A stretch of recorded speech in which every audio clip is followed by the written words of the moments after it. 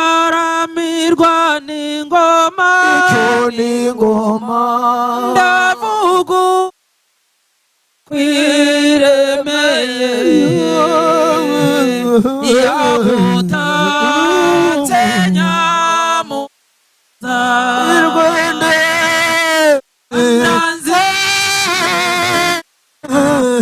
nanzi igihugu cyacu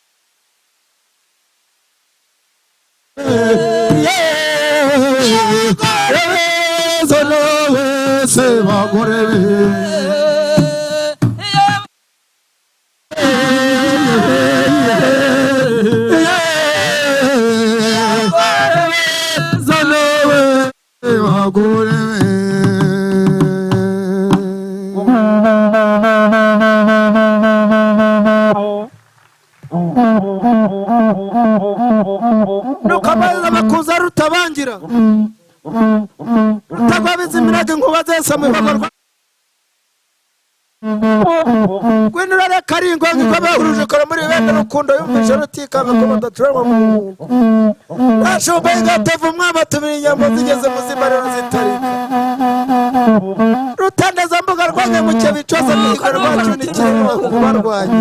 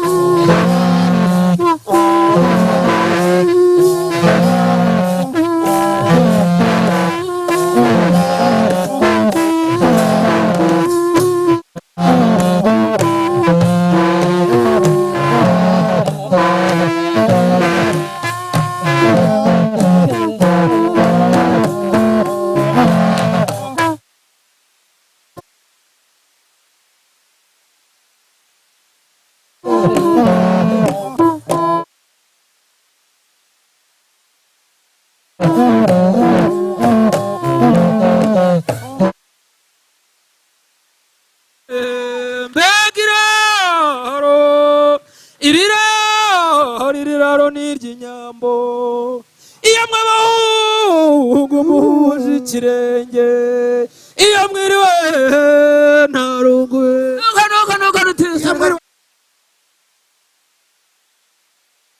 igitego basangira ngendo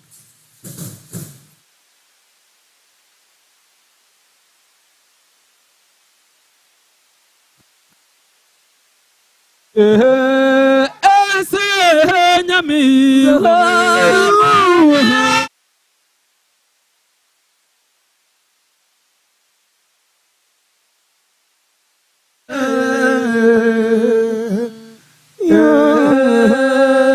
muraku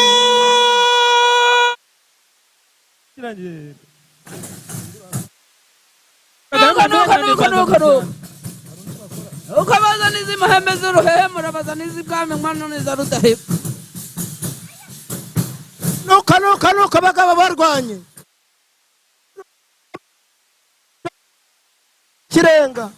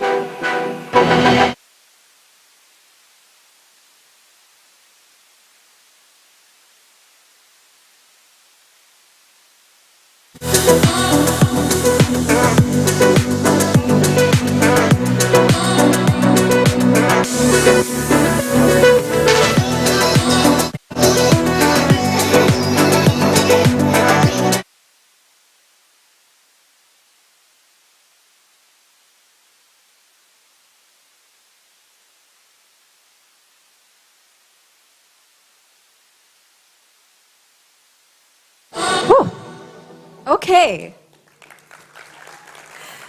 I think that was a good way to kick off today's event. That is the energy that we're coming with. Can we just hear one more time a round of applause for our beautiful traditional dance troupe welcoming you here? Innovators, distinguished guests, welcome to Kigali, Rwanda, and welcome to our DGIx Digital and Green Innovation Accelerator, Pitch Event. We are very excited to have you here today. My name is Makeda Mahadio, and it's going to be my pleasure to guide you through today's program. We are going to spend the next 3 hours together learning from some of the most exciting innovators in the digital and green space, as well as hearing insights from thought leaders in this domain. Now, before we get into our speakers and pitches, here's a bit about the journey that led to this inspiring day after months of conceptualizing and launching this program. DGIx is a program that believes in a twin transition, which joins technology and sustainability as allies and not adversaries. This transition acknowledges the large and untapped potential of technology and data in driving sustainability. DGIx was spearheaded by the WFP Innovation Accelerator and the Smart Development Fund in collaboration with German Development Corporation, the German Federal Ministry for Economic Cooperation and Development, and the European Union. All of these hosts and partners believe that innovation can foster stronger, more adaptive economies, and that's why we have come together today. The journey towards innovation and impactful change is fortified by the invaluable partnerships driving DGIx. Today, we are delighted to welcome representatives from the esteemed partners and supporters, who have made this program and event possible this afternoon.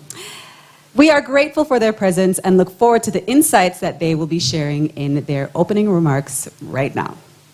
So, without any further ado, I'm pleased to welcome our first speaker of the evening. She's bringing a wealth of experience and unique insights from her over 2 decades of experience of building diplomatic ties between the EU and African countries. And I'm thrilled to invite her to the stage to share a few words and kick off our event. So please welcome the Ambassador of the EU to Rwanda, Her Excellency Belen Calvo Uyara.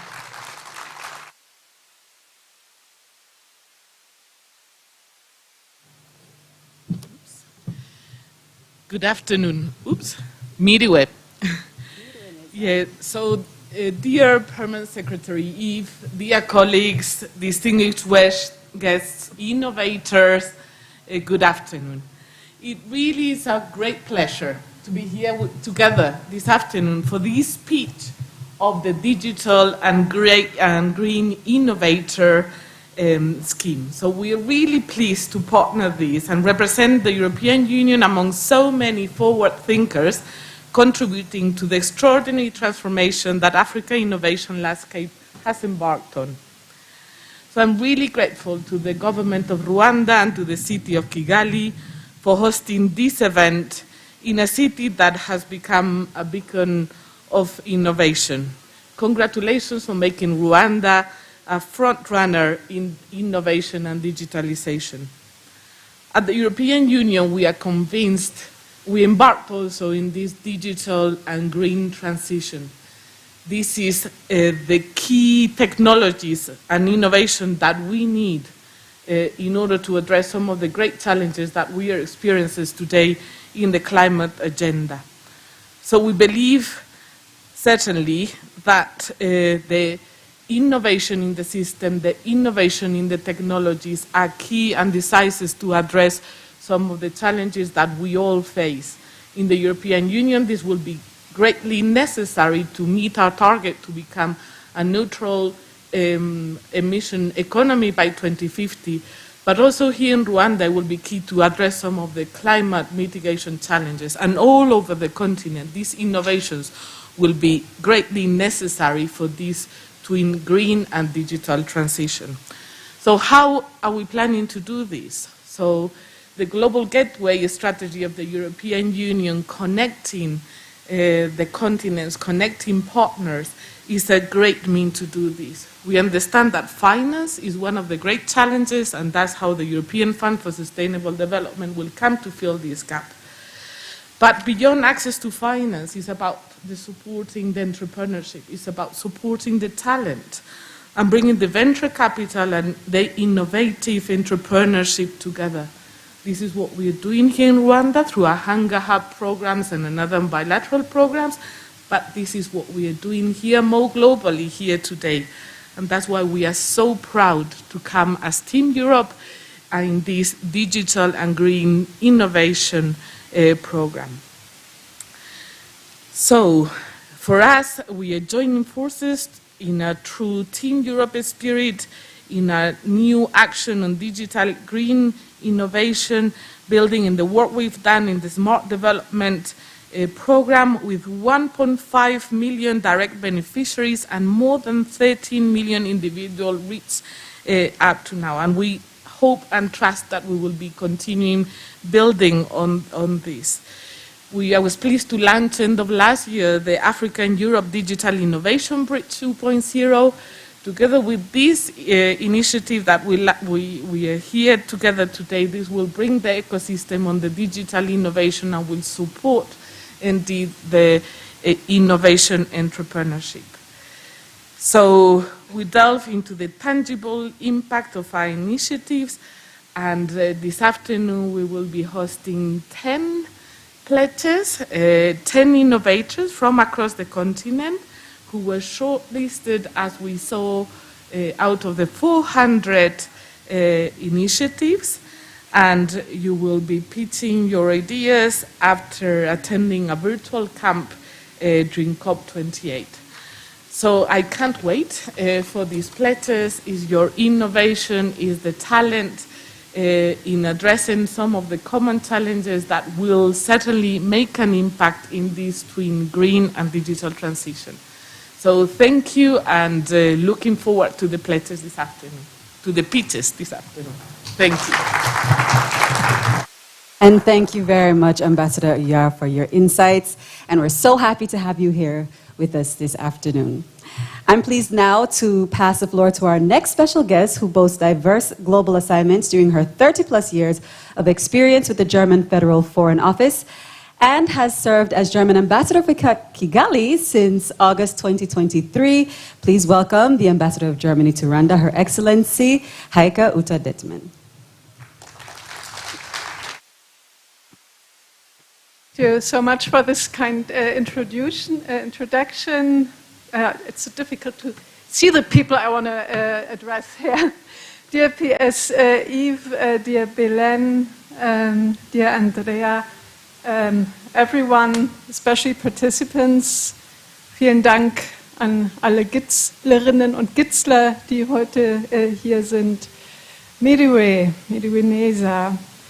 What a power and what a kind of energy level in this room. I'm deeply impressed, and I'm very delighted that the German government has been instrumental in organizing this event and bringing this important competition to Rwanda, thanks to the Smart Development Fund of the German Ministry of Economic Cooperation and Development, thanks to the long hours everyone at GITS has put into this. The pitch event of the Digital and Green Innovation Accelerator is a joint endeavor. We are here alongside our partners from Smart Africa, of course from the Rwandan government, Ministry of ICT, the EU. Belen mentioned that this is a Team Europe thing, global gateway, isn't it? And the World Food Programme. Thank you, Andrea.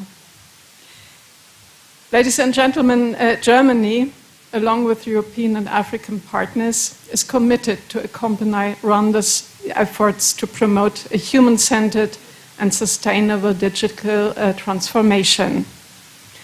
We are all aware that digitization in Rwanda is making significant strides, notably in areas such as digitized government services. The thriving startup ecosystem attracts great interest from German investors. We get at our embassy quite a few requests each and every week of German companies with specific interests to the environment in Rwanda, and of course we always advise to come and see for yourselves.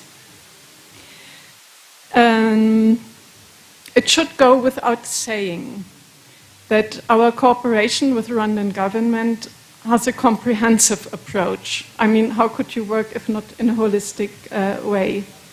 For example, in implementing an e-waste management system as part of the GovStack initiative. This, ladies and gentlemen, aligns with a broader objective of a digital and green twin transition, as Belen already mentioned, to advance the synergies between the digital transformation and environmental sustainability.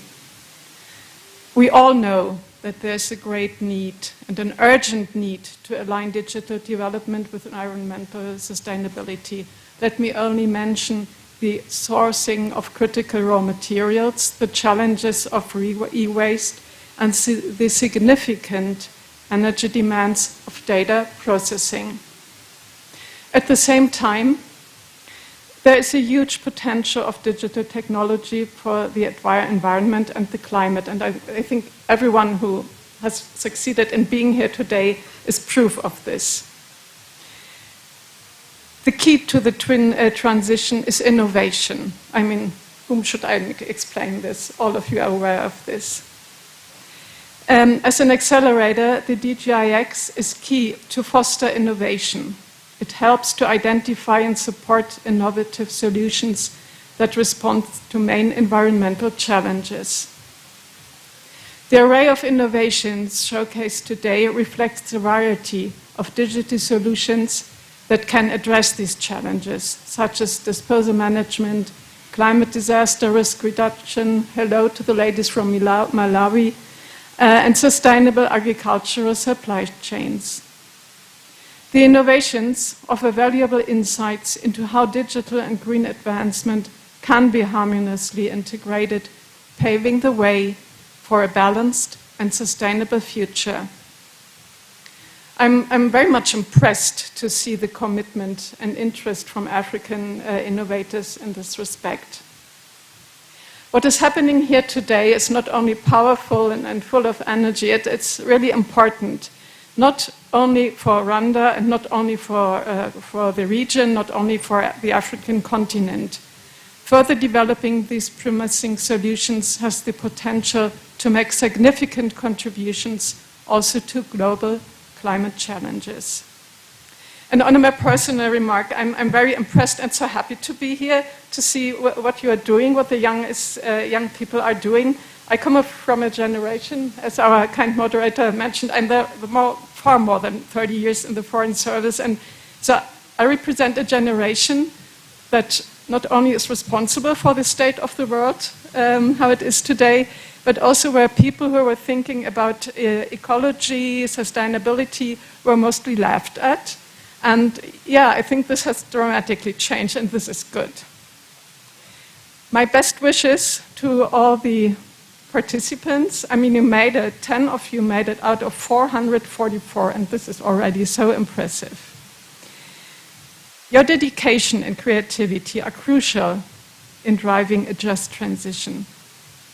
Let's continue on this way. I thank you very much for your kind attention, and I wish you all the best. Thank you. Thank you so much. There's a big clock here reminding us of the 3 minutes. We shouldn't go over. This is wonderful. Ambassador Heike, that's for our innovators. That's not for our special guest speakers. Our innovators will be definitely beholden to the clock. And we are looking forward to continuing the conversation. Thank you so much for your words, and we hope that you extra enjoy the presentations now that you've felt the spotlight and all the pressure that these innovators will be under with the clock right in front of their faces. We can't necessarily see everyone's face, so innovators, I say that you just pretend that everyone has a huge, very impressed smile on their face. That's what I've been doing. It works. All right, now for our final special guest speaker before diving into our program, having joined public service from the Allen and Gil Gray Foundation, where he served as the Rwanda Country Director, and also boasting first-hand entrepreneurial experience, please welcome the Permanent Secretary for the Ministry of Innovation and ICT for the Government of Rwanda, Yves Irarukunda. PS, the floor is yours.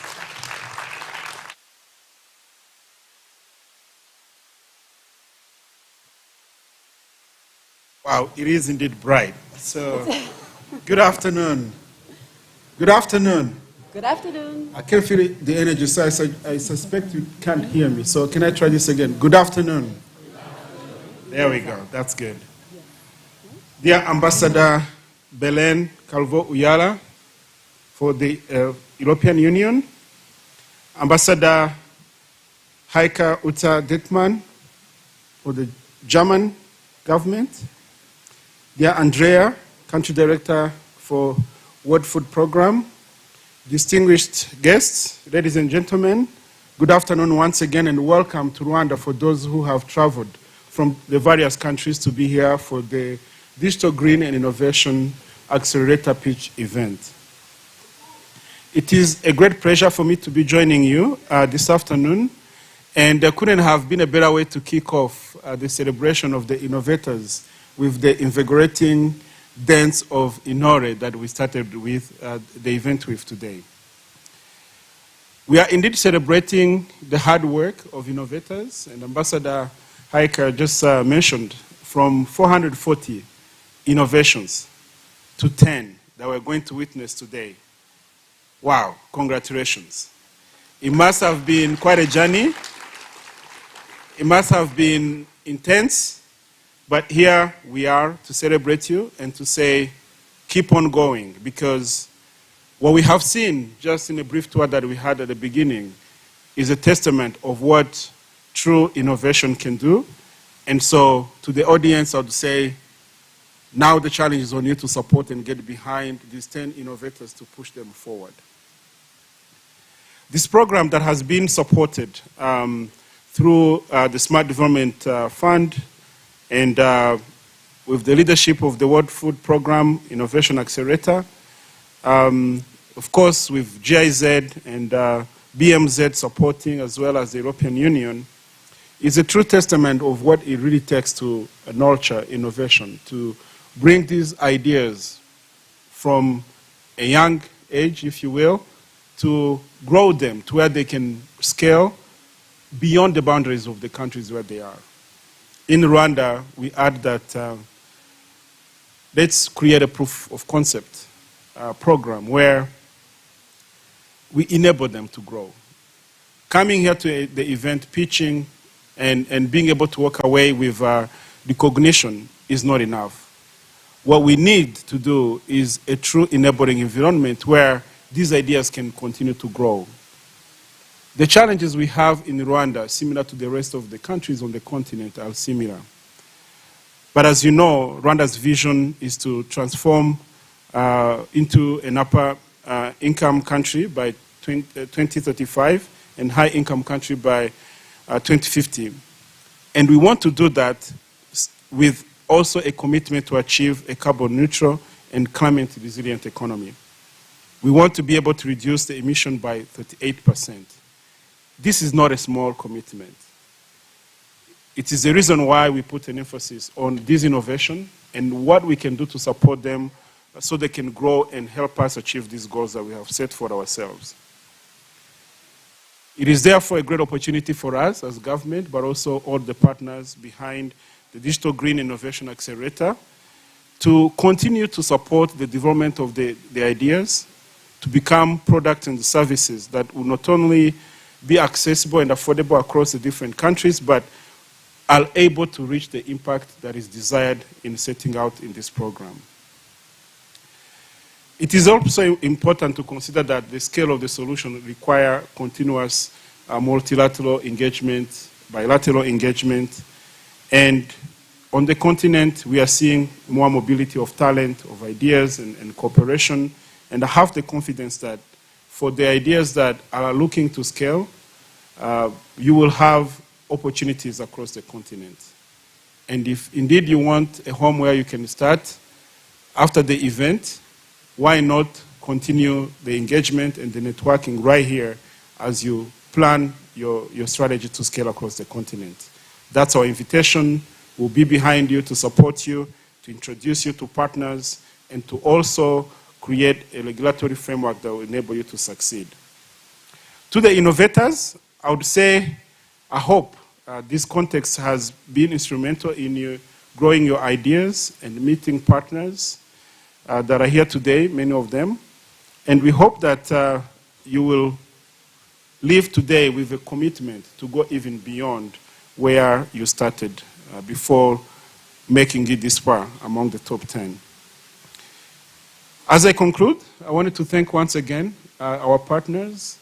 You mentioned Team Europe, and I know it's not a small commitment when we have both ambassadors representing what is truly transformational commitment to come together to create programs that are impactful, that have the reach that is beyond what an individual partner can be able to achieve. So thank you to all the partners and to the leadership of the World Food Program for having created this innovation accelerator to see digital and green innovation come to life through the process.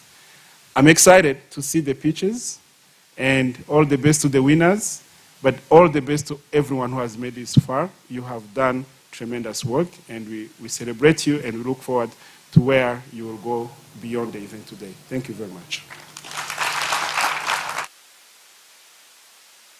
Thank you so much, P.S. Irarukunda, for your encouragement. And thank you so much to all of our distinguished speakers for the insightful opening remarks. Your unwavering commitment to collaboration and innovation is the cornerstone of DGIx. Now, let's go ahead and continue this conversation in the spirit of today's theme of innovation, impact, and sustainability. Our next speaker exemplifies what it means to be a catalyst for change. Ms. Ineza Umuhoza is she's an eco-feminist and an impact-driven actor in the climate change and environment sector based in Rwanda, and a researcher in the field of climate change with a focus on climate justice and its policy. She believes in the power of sharing community voices and concerts to achieve climate justice. So please, Ineza, thank you so much for being here today, and let's give her some encouragement.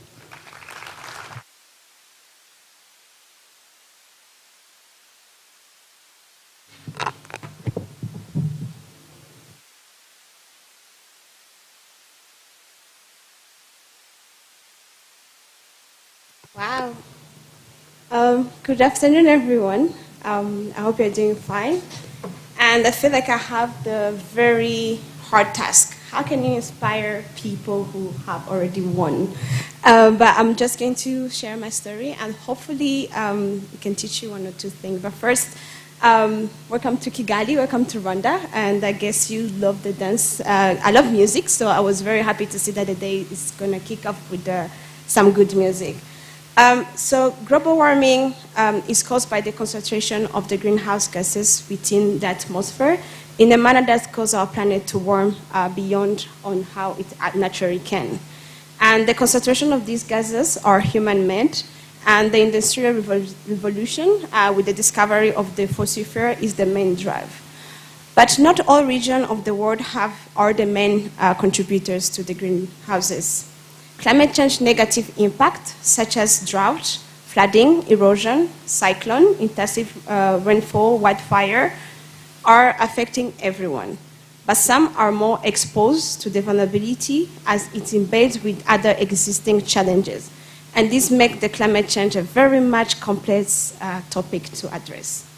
For the vulnerable groups, which include women, youth, and children, and other marginalized community, not only climate change impact are stealing our ability to have a better today and the future, because it's causing us to have an unstable today, and that is kind of a vivid image because we have the story of living a very unstable yesterday.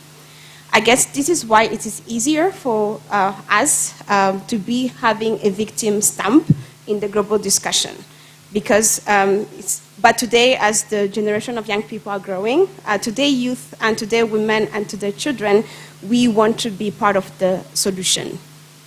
Being part of the climate victimization narrative is not stopping us, Rwandan youth, African youth, from having aspiration for climate action, concrete climate action. And it's not stopping us to go ahead and dare to act. I am one of today's generation where when we say that climate change is real, we mean that we have lived it. I remember waking up in the middle of the night by my mom to save my life because intensive rainfall associated with wind destroyed my house ceiling. And I guess I was 5 years back then.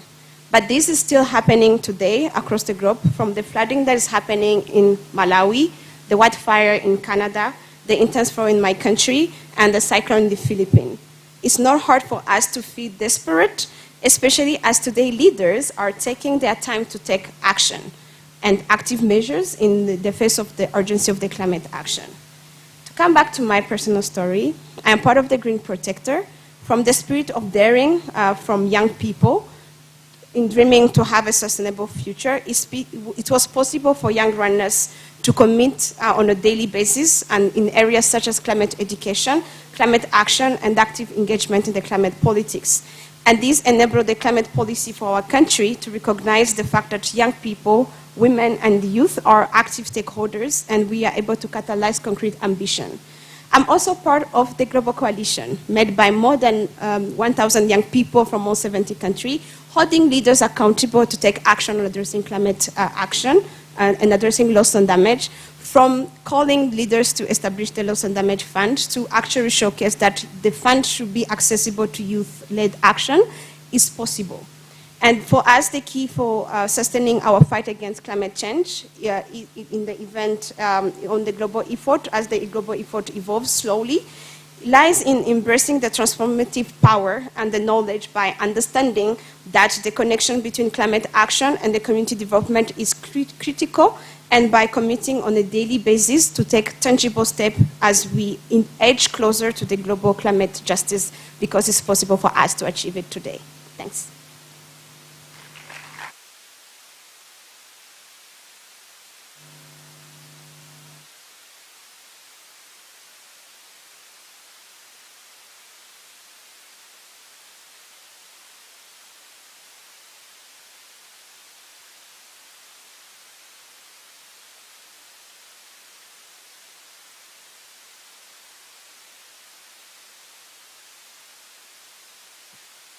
Can we just take a moment to thank Ineza one more time for her insightful talk?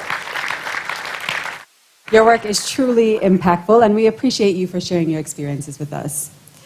Now, I'm pleased to welcome on stage the representatives of the two organizations driving DGIx, Maida Hernandez, running the DGIx from the #Smart Development Fund team, and Janina Semencheko, Innovation Consultant and WFP Innovation Accelerator, and the DGIx Program Manager. So Maida and Janina, the floor is yours.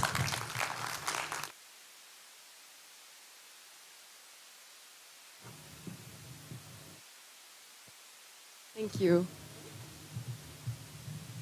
Hello? Yes? Is it on? Can you hear me? Lovely. All right. Yeah, I know you've been thanked a lot today, but I want to repeat that I'm really, really grateful and happy that you're all here, and we're very excited to have you here, definitely.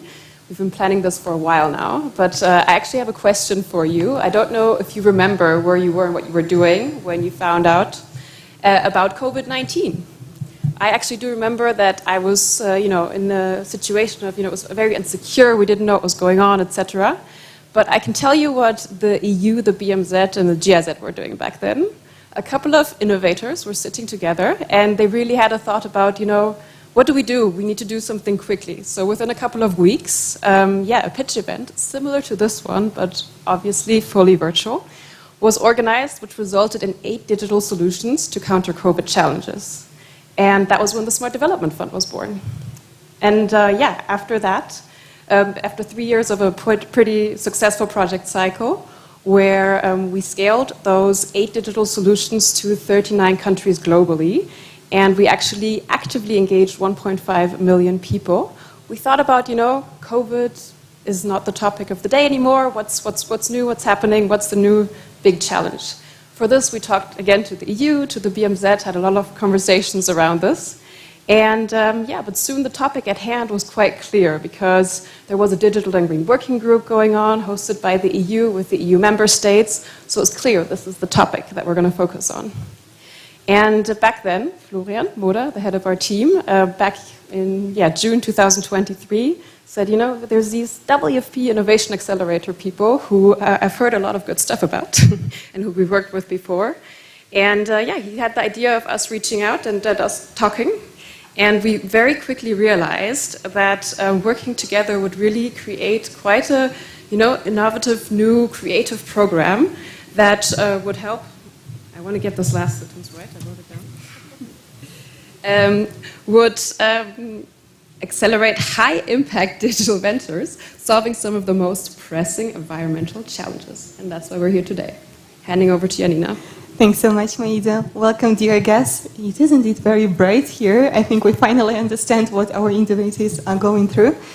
But yeah, to continue on Maida's speech, so we were leveraging on the success story of the Smart Development Fund COVID-19 challenges and on the WFP Innovation Accelerator track record of delivering over 30 innovation accelerator programs advancing SDGs.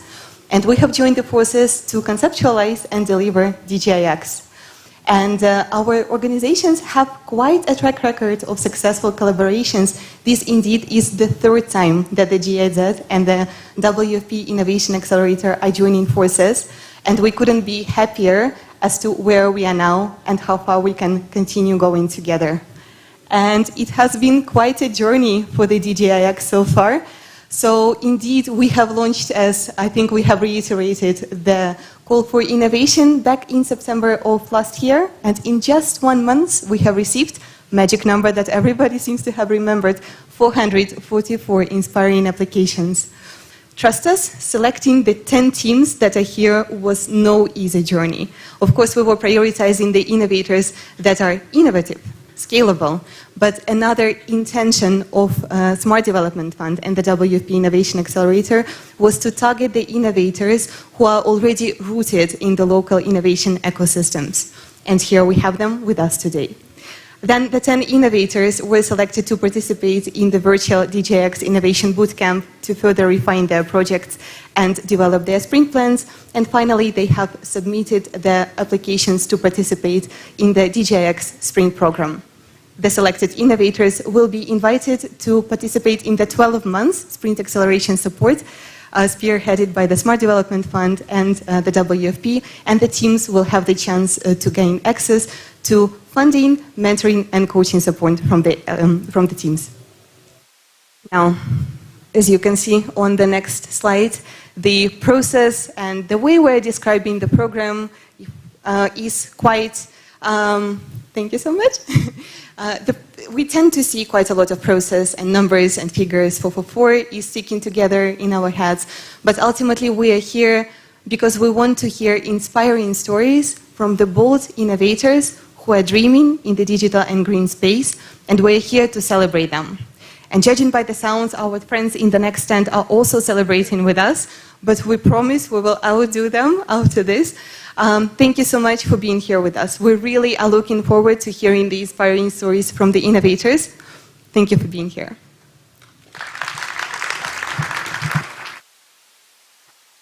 And thank you both. Now we will hear from these 10 teams, many of whom flew from across the globe to be here, and they'll be showcasing their innovations. As the pitchers share their ideas and projects, we ask that you not only listen carefully to their solutions, but also consider how you can support these ventures. This is not a competition, to be very, very clear. There are no winners here. I mean, well, we're all winners because we all get to see these innovations and we all get the opportunity to, of course, collaborate with them on the ground floor. But this is ultimately a chance to uplift and enable their amazing work, whether it be through funding or partnership or providing mentorship or guidance. So what's on the agenda for today? All 10 innovators will pitch their solutions right here. We will start with 5 of those pitches, after which we will have a short coffee break, during which we invite you to visit the marketplace and interact with all of the innovators.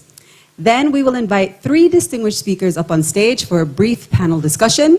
We will then conclude the pitch event with pitches from our 5 remaining innovators. After the pitch event, we would like to welcome everyone to a social dinner at Boho Restaurant, where we will be able to network with the innovators and enjoy food and drinks, and dedicated buses will be waiting outside. Now, as you can see, we have a lot to do today, and we would like to keep things short and punchy, and that is where this little clock comes in that our ambassador had mentioned earlier. We are going to be keeping all of the pitches 3 minutes tops, and they have the clock ticking in front of them. So it will fly by and you'll be so inspired that it will be feeling like it's even faster. So make sure that you engage with these innovators as much as possible. All right, without further ado, I would like to go ahead and welcome our first innovator, if we're all ready for that. Are we all ready for that? I think the place is warmed up. Prima facie Mutua from MTACA. Prima facie, she'll introduce herself, I believe. So, dear audience, please give her another warm round of applause. Prima facie, over to you. Thank you. My name is Prima facie, and I'm the co-founder and chief operations officer at MTACA. So, Kenya generates about 4,000 tons of waste daily, with only 20% of this waste being recycled. More than 50% of the waste ends up in dump sites, rivers, and lakes, and this endangers the health and livelihoods of the communities. The waste crisis is as a result of, one, limited knowledge on waste management and recycling strategies, limited incentives for individuals to actually take action and people to get engaged in waste work, and limited tools for community to actively participate in recycling efforts. And we at MTACA are addressing this by educating communities on sustainable practices, incentivizing recycling and dignifying waste work, and offering tools that make recycling easy, accessible, and rewarding. Using our MTACA app, households are able to connect with agents within their vicinity who are able to collect the recyclables and reward them for their efforts. The agents are equipped and trained, and this makes their work safe and decent. And additionally, through a consistent supply of quality recyclables, the agents are able to list the recyclables on our digital marketplace and connect with large-scale recyclers who then close the loop on recycling. Additionally, to enhance data-driven insights, we are integrating AI and data analytics to build a data hub and waste management system. And through this, our application will be able to provide personalized feedback to users on their recycling habits, making them more aware and fostering a positive change in their behavior. The data from the agents will be analyzed for predictive analysis to allow us to obtain trends and patterns within the waste management and recycling sector, and this will allow for decision-making, planning, and policy influencing, enabling governments like you to invest more in promoting recycling at a very large scale. So far, we've been able to engage with 4,000 community members. We have 2,100 online and offline users, and we have trained over 200 agents who have recovered more than 500 tons of recyclable waste. And this has resulted in the avoidance of 1,500 metric tons of CO2 emissions through 2 of our facilities in Kisumu. We have worked with notable partners who have trusted our work and supported us in training and supporting agents like Irene and Vanessa here. And through our technology, we have increased their income by 54% and created a safe and dignified job for them.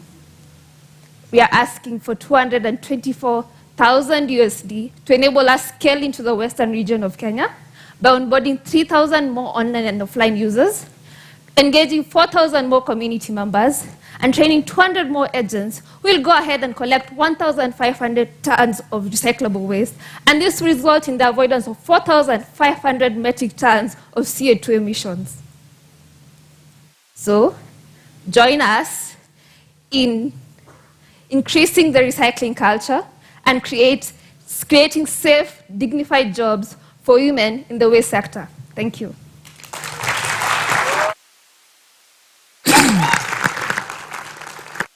Thank you, Prima facie. Just so that you know, there's also a big red sign that says, time's up, when it's time for them to stop. So it is pressure, huh? All right, so solid waste management is a pressing global challenge. 2 billion tons of waste are generated annually, and a staggering 81% of waste is not recycled. Solutions like MTACA are driving a circular economy through technology and community management. So thank you once again, Prima facie. And now on to the second pitch. Please, let's have a round of applause as I introduce our next innovator, Brice Sikem, representing Residat by Map and Rank.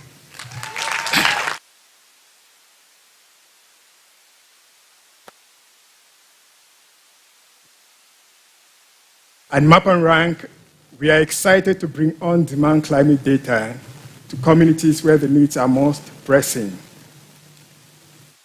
Here's Abubakar, a pastoralist in the north of Cameroon.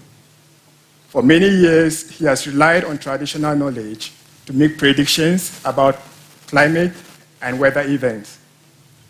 With climate change, however, and without access to alternative data, these predictions are increasingly more difficult to make. As a matter of fact, he could not predict a devastating flood event 2 years ago that swept away all of his livestock and killed 6 members of his family. Unfortunately, Abubakar is not a standalone case in Africa, where more than 60% of the population lack access to timely and actionable climate risk information. The lack of an inclusive climate data infrastructure makes it extremely difficult to adapt, and for core communities, this renders disaster preparation to be mostly speculative and reactive. Relief responses become largely inefficient, and local vulnerabilities to climate hazards become more amplified. Our solution is addressing this. We combine data from drone and satellite imagery, ground observations, and crowdsourced citizen science information to generate location-based insights that can aid in disaster preparation and management. We leverage the power of big data and machine learning to model and visualize this information in community-centric format that can inspire the adaptation options of households and local institutions in climate-sensitive communities. And our numbers are looking good already. We've mapped over 25 communities in Cameroon, secured 5 local partnerships, and have distributed over 1,000 climate data resources to households in hazard-sensitive communities. Going forward, we seek to raise the sum of $180,000 to expand our fieldwork data coverage, enhance our product development, and conduct a business and market penetration research. Remember, Abubakar himself and his community are a testament to the impact that our work is having today. Abubakar says after using our platform, he is more confident to face the next potential hazard event that could affect his community. And if you share this confidence that climate adaptation is a possibility in Africa, please join us for a chat. Let's talk business. Thank you.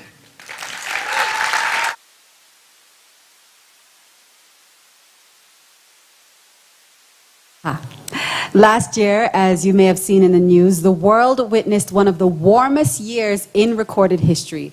Communities that contribute to the least to the climate crisis are bearing the brunt of its impacts with limited means to cope. Map and Rank offers a powerful tool for communities in their climate action journey. So, thank you so much once again to Brice. I'm pleased to introduce next Collins Kukunda from Hezotech. Collins, over to you.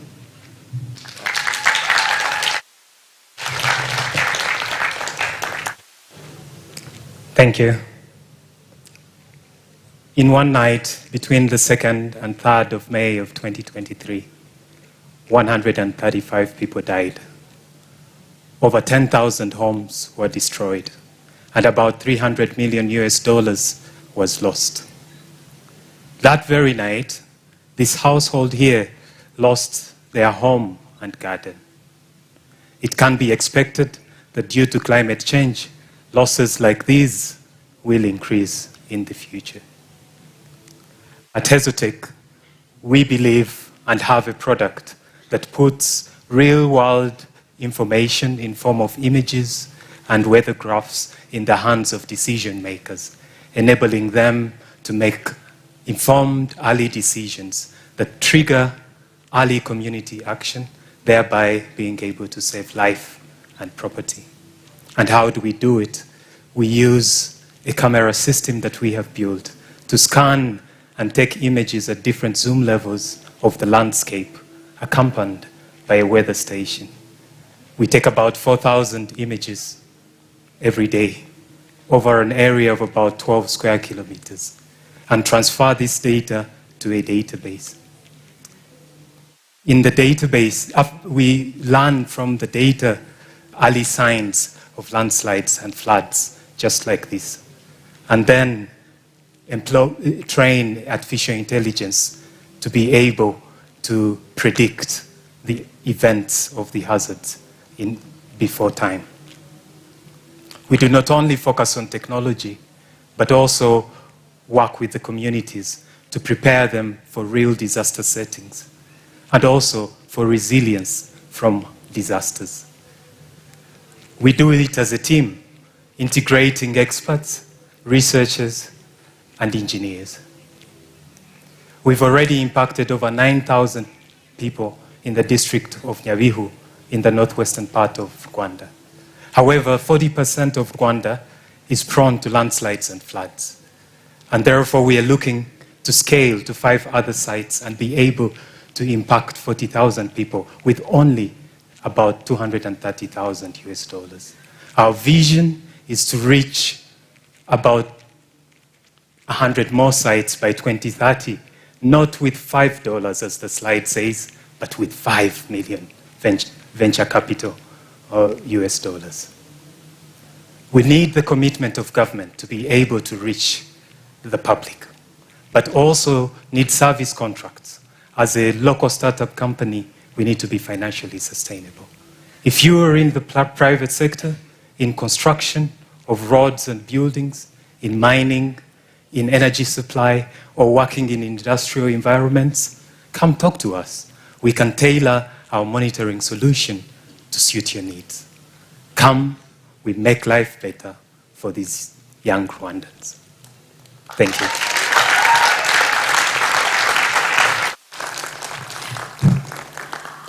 All of us are here in this room because we know that anticipating climate shocks is critical to reducing impacts for the most vulnerable communities.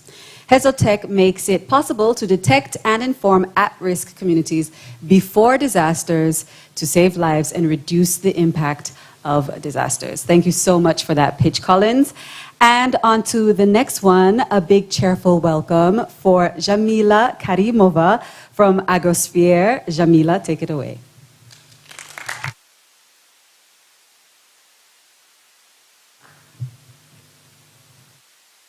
Hello everyone, my name is Jamila and I am Partnership and Strategy Manager at Agrosphere. As you know, in West Africa, around 95% of farmers are working really hard to grow crops. Our farmer Flora is one of them. She is only a 24 years old maize producer from Benin, but due to a high fragmentation of value chain, she struggles to get an access to a market, earning less than $1 per day, which of course hinders her ability to resist against climate change and food security challenges. But what if I told you that we have a comprehensive solution to ensure transparency to Flora's production by simultaneously providing her access to a broader market and increasing her income? In order to do so, we start our journey by creating a detailed digital farmer profiling and farm mapping for Flora. This allows us to know everything we need about her production activities and techniques, farm size and location, as well as her social and economic situation. By having all of these data on our platform and using simple technologies like QR code, we ensure to collect all of the information in real time. This enables us to trace Flora's production all along, from the farm to the fork, ensuring transparency at every stage. We don't only provide an end-to-end traceability system, but also help Flora to expand her market opportunities through our marketplace. All of these features together allow Agrosphere to be a one-stop digital solution, spanning from production activities straight to the market.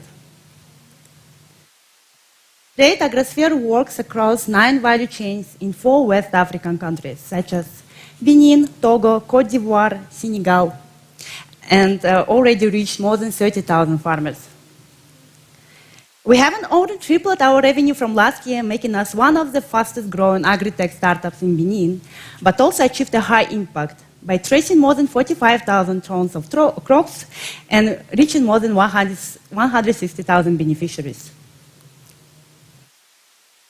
On the background of emerging sustainability legislations, increasing competitiveness of our farmers is especially crucial. We thought, what if we leverage our traceability and marketplace system by connecting them together? This will allow us to be one of the first solutions in Africa offering a marketplace with fully traced, sustainable produce, all along displaying the carbon footprint assessment for each offer. In order to tackle the digital exclusion challenges, we also aim to install a physical networking for our farmers, which is called AgroStore, where farmers can get a comprehensive support and access to all of our digital services.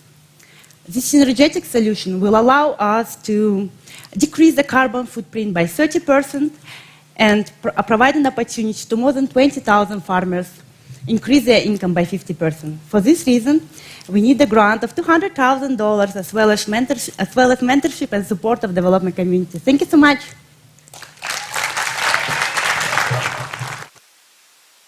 Knowing where food comes from matters. Agrosphere is making this possible by deploying its technology platform to ensure food value chain quality, authenticity, and safety for both companies and consumers. So thank you once again, Jamilia, for your presentation.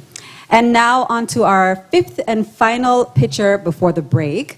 Please join me in welcoming Peter Aluoch, representing Still I Rise, a project by Self-Help Africa and Hive Online.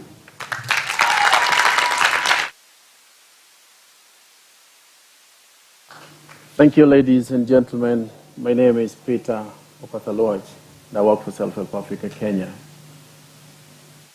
Climate crises continue to threaten agricultural production in the whole world.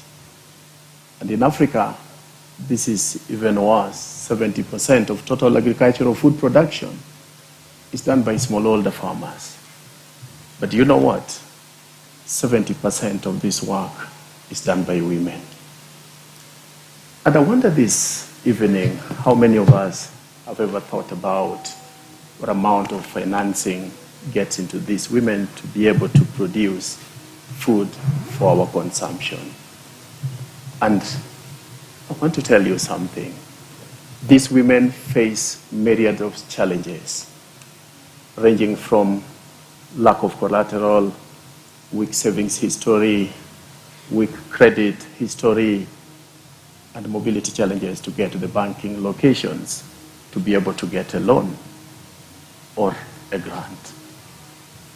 And for this reason, Self-Help Africa has partnered with Hive Online to be able to bring an innovative, human-centered digital financial management tool. And what does this tool do?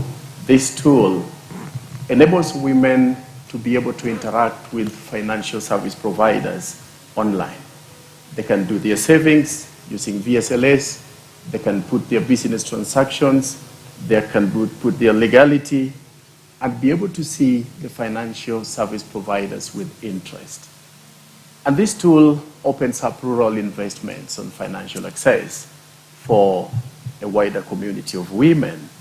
And this tool brings an interactive processes between traders, buyers, and also of takers for the women business centers to make a history in terms of transaction required by the financial service providers. This tool offers advisory services on issues around loan delinquency, repayment period, default management.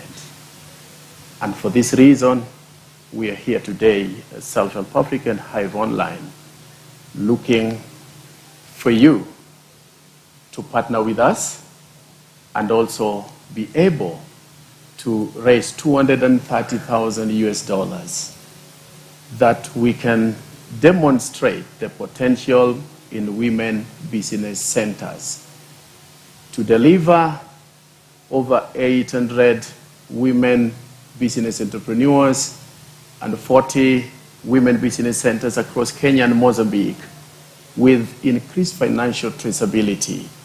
And these women will have improved access to finances and records that are required by financial institutions. And we are here looking for you to partner with us. And thank you so much.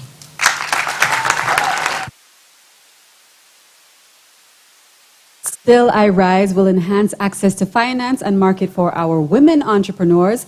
and this will help them to invest in climate-resilient agricultural practices. So thank you so much for that, Peter. Ladies and gentlemen, a round of applause for our first 5 pitchers. They did a great job, didn't they?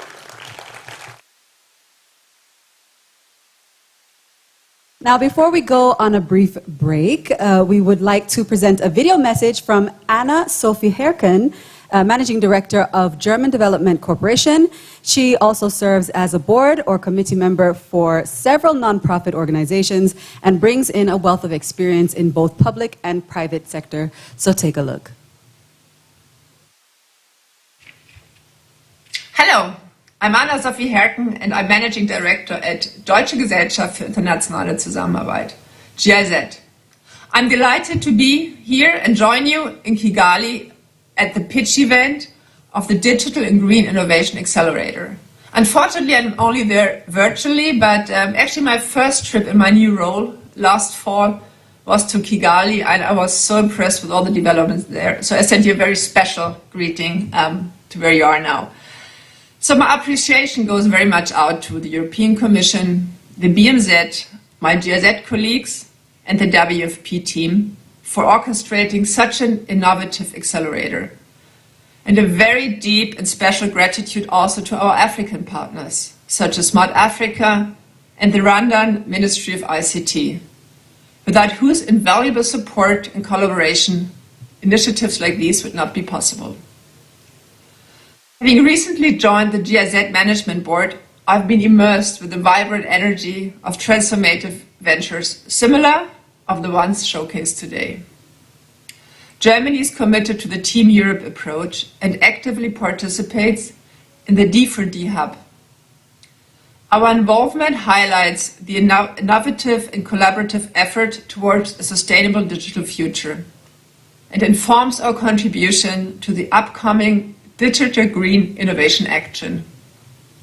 Embracing intersectional feminism and diversity is at the heart of GIZ's efforts, and also a concern that I share very much personally. In our work, and as we see with initiatives such as DGIx, it's not just about creating technologies. It's about building an inclusive ecosystem which reflects the core belief. This pitch event is more than just showcasing initiatives. It's where African entrepreneurs lead in merging digital creativity with environmental action. Their work exemplifies a model of sustainable and inclusive innovation that is relevant globally. So to all the innovators here today, your efforts are shaping a world where technology and sustainability intertwine, fostering inclusivity and impact. I really am grateful for your pioneering spirit, and I wish you a wonderful and very successful event. Many thanks. Thank you, Ms. Herken. Next, we will take a brief 30-minute break, so please take the opportunity, as we asked before, to go ahead and engage with our innovators. You will see in our marketplace there are the 10 booths. They are all ready to be visited and ready for any conversation, questions, or any other kind of engagement that you would like to go ahead and collaborate on. And it's not only the 5 that we've seen already, it's also the 5 that will be coming up. So it'll be nice to just go ahead and familiarize yourself with that already. Also, dreamers in the audience, we have set up a special dream wall stand just for you. It's just at the end, closest to the door. And if you go over there, it's next to the entrance, you can jot down your wildest dreams for a sustainable and innovative future. Let your imagination soar, and let's build a collective vision together. Don't forget to tag it with your name or, of course, a creative alias. After these 30 minutes, we will ask that you please return to your seats so that we can kick off our panel discussion. Okay, so enjoy, and we'll see you right back here.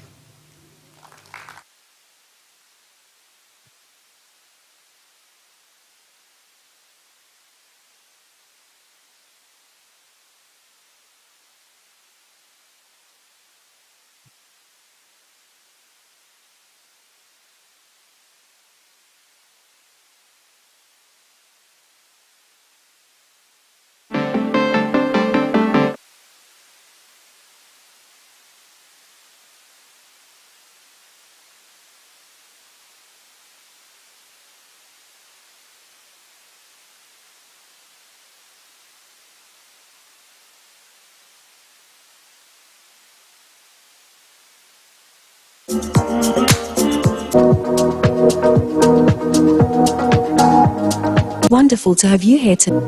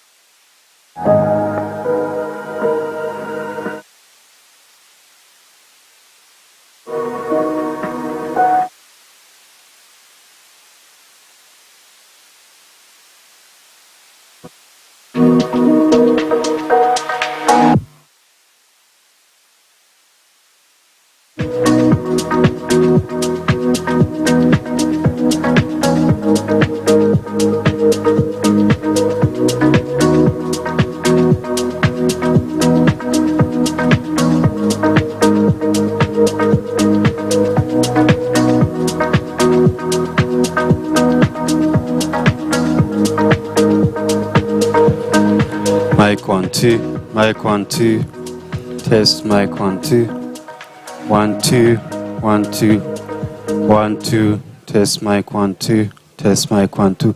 Zamaraw gatoy, test mic 1 2, test mic 1 2, test mic 1 2. That's good. Test mic 1 2, test mic, test mic. Tuni sawa.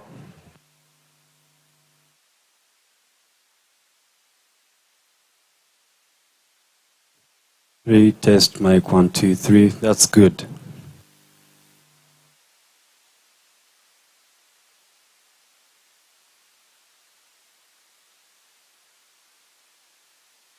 Remove feedback. Mic 4 1 2. Test mic 1 2. Test pitch. Okay, that's go. Reduce a bit. Test mic 1 2. Test mic 1 2. Gabanya gato. Test mic 1 2. Test mic. That's good.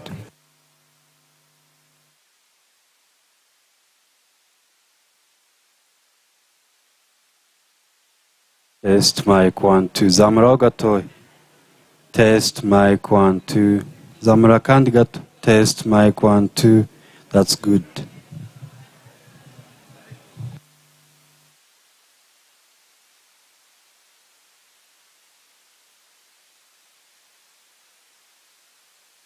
Mic 6. Mic 6. Zamura gatoya cyane.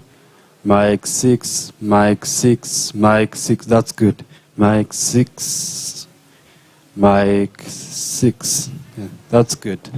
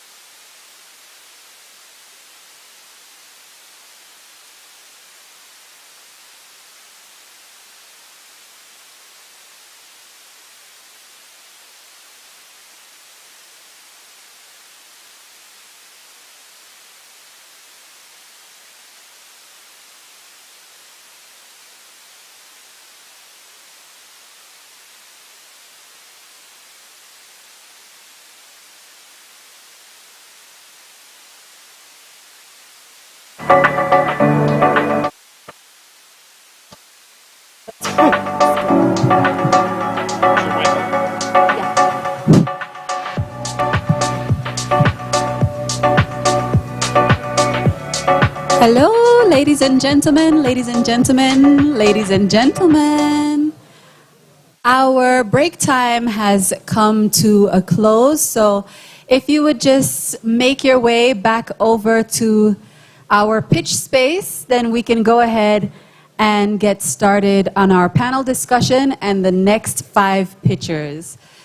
We will have ample time after this at Boho for us to connect and to mingle and to get to know each other better. So for this moment, I'd like to go ahead and get your attention and ask that you come back over to our pitch area so that we can continue with our program and hear all the rest of our presenters.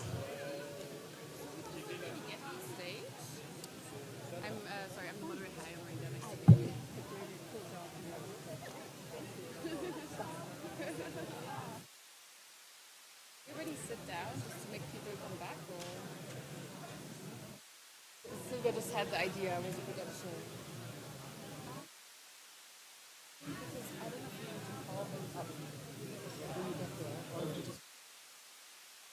I thought of introducing them, they're already there, but I also thought that you would call us up basically, so.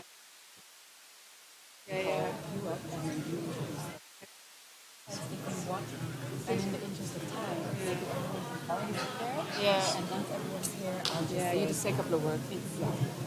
I'll pass it over to you. I'll find Angela.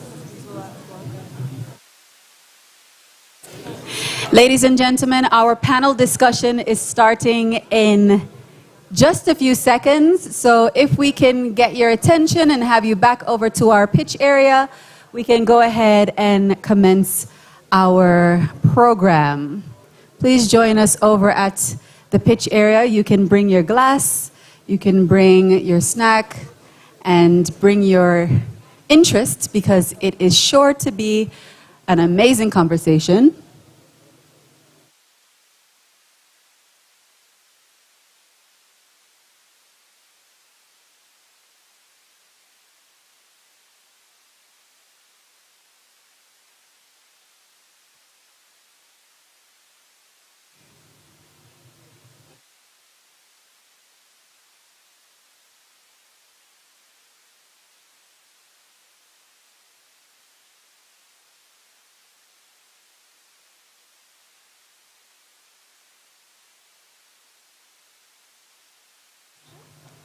Welcome back, welcome back, welcome back, ladies and gentlemen, welcome back. As you find your seats, just a little bit about what's coming up now. We have an enlightening panel discussion coming up, and then just after that, we will be hearing from our final 5 pitchers.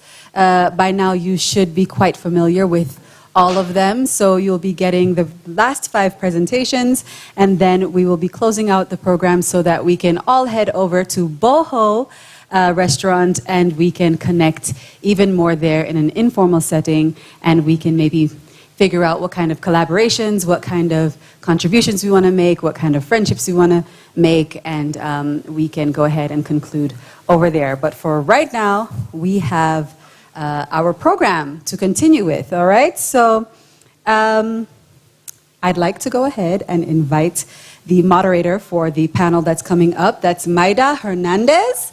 advisor from Smart Development Fund. Maida, this is all you, so you can take it away.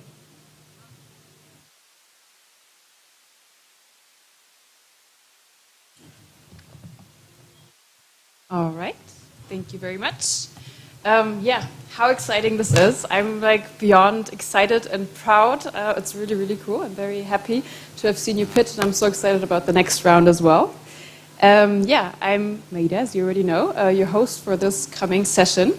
And joining us today are actually three very accomplished individuals of the African tech scene. So I would like to ask on stage Angelos Munecero, sorry, I added an S. Public Sector Digitalization Analyst at Rwanda's Ministry of Innovation ICT. Yeah, give her another round of applause. Thank you so much.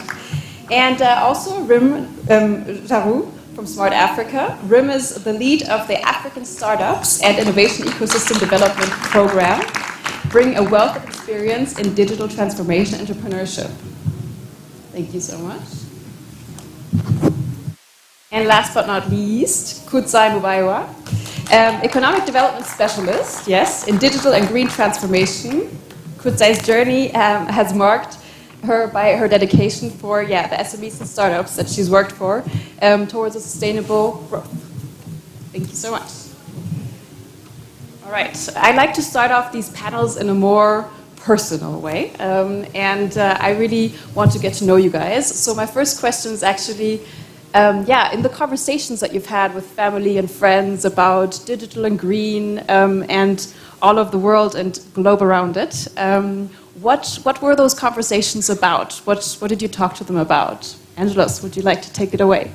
Yeah, thank you so much for the good question. Actually, so digital is my life, so I'm in charge of digitalization. I will not maybe mention about digital because I do it actually every day, but maybe on the green part, actually, I don't know, maybe in other African countries, but here in Rwanda there is this emerging flow that we've been experiencing in around the start of the year. And we don't know if it's a spring of COVID or it's relative, but it was really hitting hard. And I had it actually. And when we were discussing about that back in the family, we were like, but if there was a way we actually could know about the climate change so that we are aware and we can mitigate the risk that may come with it. And we're thinking on how we can actually be well informed so that at least we're able to manage. Actually, many of my friends were facing this new flu, let me call it, and of course this is part of the climate change, and we should be resilient about it, and we need to have the solutions that should strengthen us and make us more ready for the change. Thank you. Thank you so much. Yeah, that's really interesting. But Rim, how about you? When you talk to your family or your friends, what comes up there? So, first, thank you for the invitation and thank you for having us, me and Smart Africa, as part of this fantastic event. So, I'm Tunisian, and we are one of the hotspots of the climate change of this world. So when I call my family daily, and it's more and more, and you see it even on social media in Tunisia, the hot subject of discussion is, did it rain, and is it going to rain? We are facing a long-term drought in the country, and the waves of heat that we are not used to. So, for example, last summer, it was the full month of July over 45 degrees. This is not something common, with some peaks at 50. So this is not common in Tunisia, and we experienced this these few years. So this is coming up more and more in the discussions. And then just Angelo mentioned the flu. And in these years, the flu is way, way more tough. than previous years because of this dryness and the drought. So it's something we are experiencing very, very closely in our day-to-day life in my own country and with my family, and as a topic in the whole country. So yeah, and for digital, like Angela says, it's our day-to-day life. Yeah, absolutely. I remember one of our projects from the Smart Development Fund, Digital Agriculture Africa, was also very much connected, and every single time to this topic, every single time we talked about, what's going on for the farmers at the moment, it was a crazy drought or a crazy flood and nothing in between, or very little in between. And yeah, it's an ongoing story, definitely. But Kudzai, tell me, so what's the talk of the town in Kenya? What are you guys talking about there? Or I don't know if you're calling home for Zimbabwe, but yeah. Yeah, I was actually going to reference my Christmas conversation. So I'm a doting mom, and I have very interesting conversations with my 14-year-old son and my 6-year-old daughter. And in December, I had a staycation. That means I did not travel anywhere because I traveled so much in the year. And I'd also come from an expedition to Mount Kilimanjaro. Yes, I did summit. I talk about hiking a lot, just to warn you. And I want to say that in sharing the pictures with my children, they do ask a lot of questions. Today's children are quite curious. And they were asking why I had not gone to the glaciers, because a lot of people who summit Mount Kilimanjaro then take a short left to go and see the glaciers. And I had been reading about that. In the 5 days that we're going up the mountain, you could actually see the different types of weather that you'd experience. It rained every single day, and the guides were saying it really was not supposed to rain. So very interesting conversations, and my 6-year-old kept asking, why were you wearing a raincoat all of the time? So we do have a lot of conversations about climate change because children are very curious, and of course they're learning about these things at school. And they'd hope, because I promised them that I would take a picture of myself at the glacier to explain why I didn't have one. And that's how the conversation got around issues to do with climate. But we're also a very digital family, and so I would say that the nexus of the two is something that we talk about a lot. What is the impact of digital on our lives, on a digital society, and what could the next few years look like? But perhaps more on that later. Yeah, thank you very much for those very personal insights. But yeah, taking it to the second round, Angelos, can you describe a little bit, because I know you guys are doing so much here in Rwanda, a little bit of the impact of Rwanda's ICT policy on driving forward digital and green innovation? I feel like you guys have numerous examples here. Can you tell us a little bit about what's going on, because not everybody here is living in Rwanda? Thank you so much. I believe that's a good question. And maybe the best way to answer to it is to say that at the mere minimum, we try always to put ourselves in the shoes of innovators so that we understand how can we best serve them. So how we put it in threefold way and try to touch three things that we usually do to address the challenges that innovators can face through the policies and different government initiatives. And the first one is actually being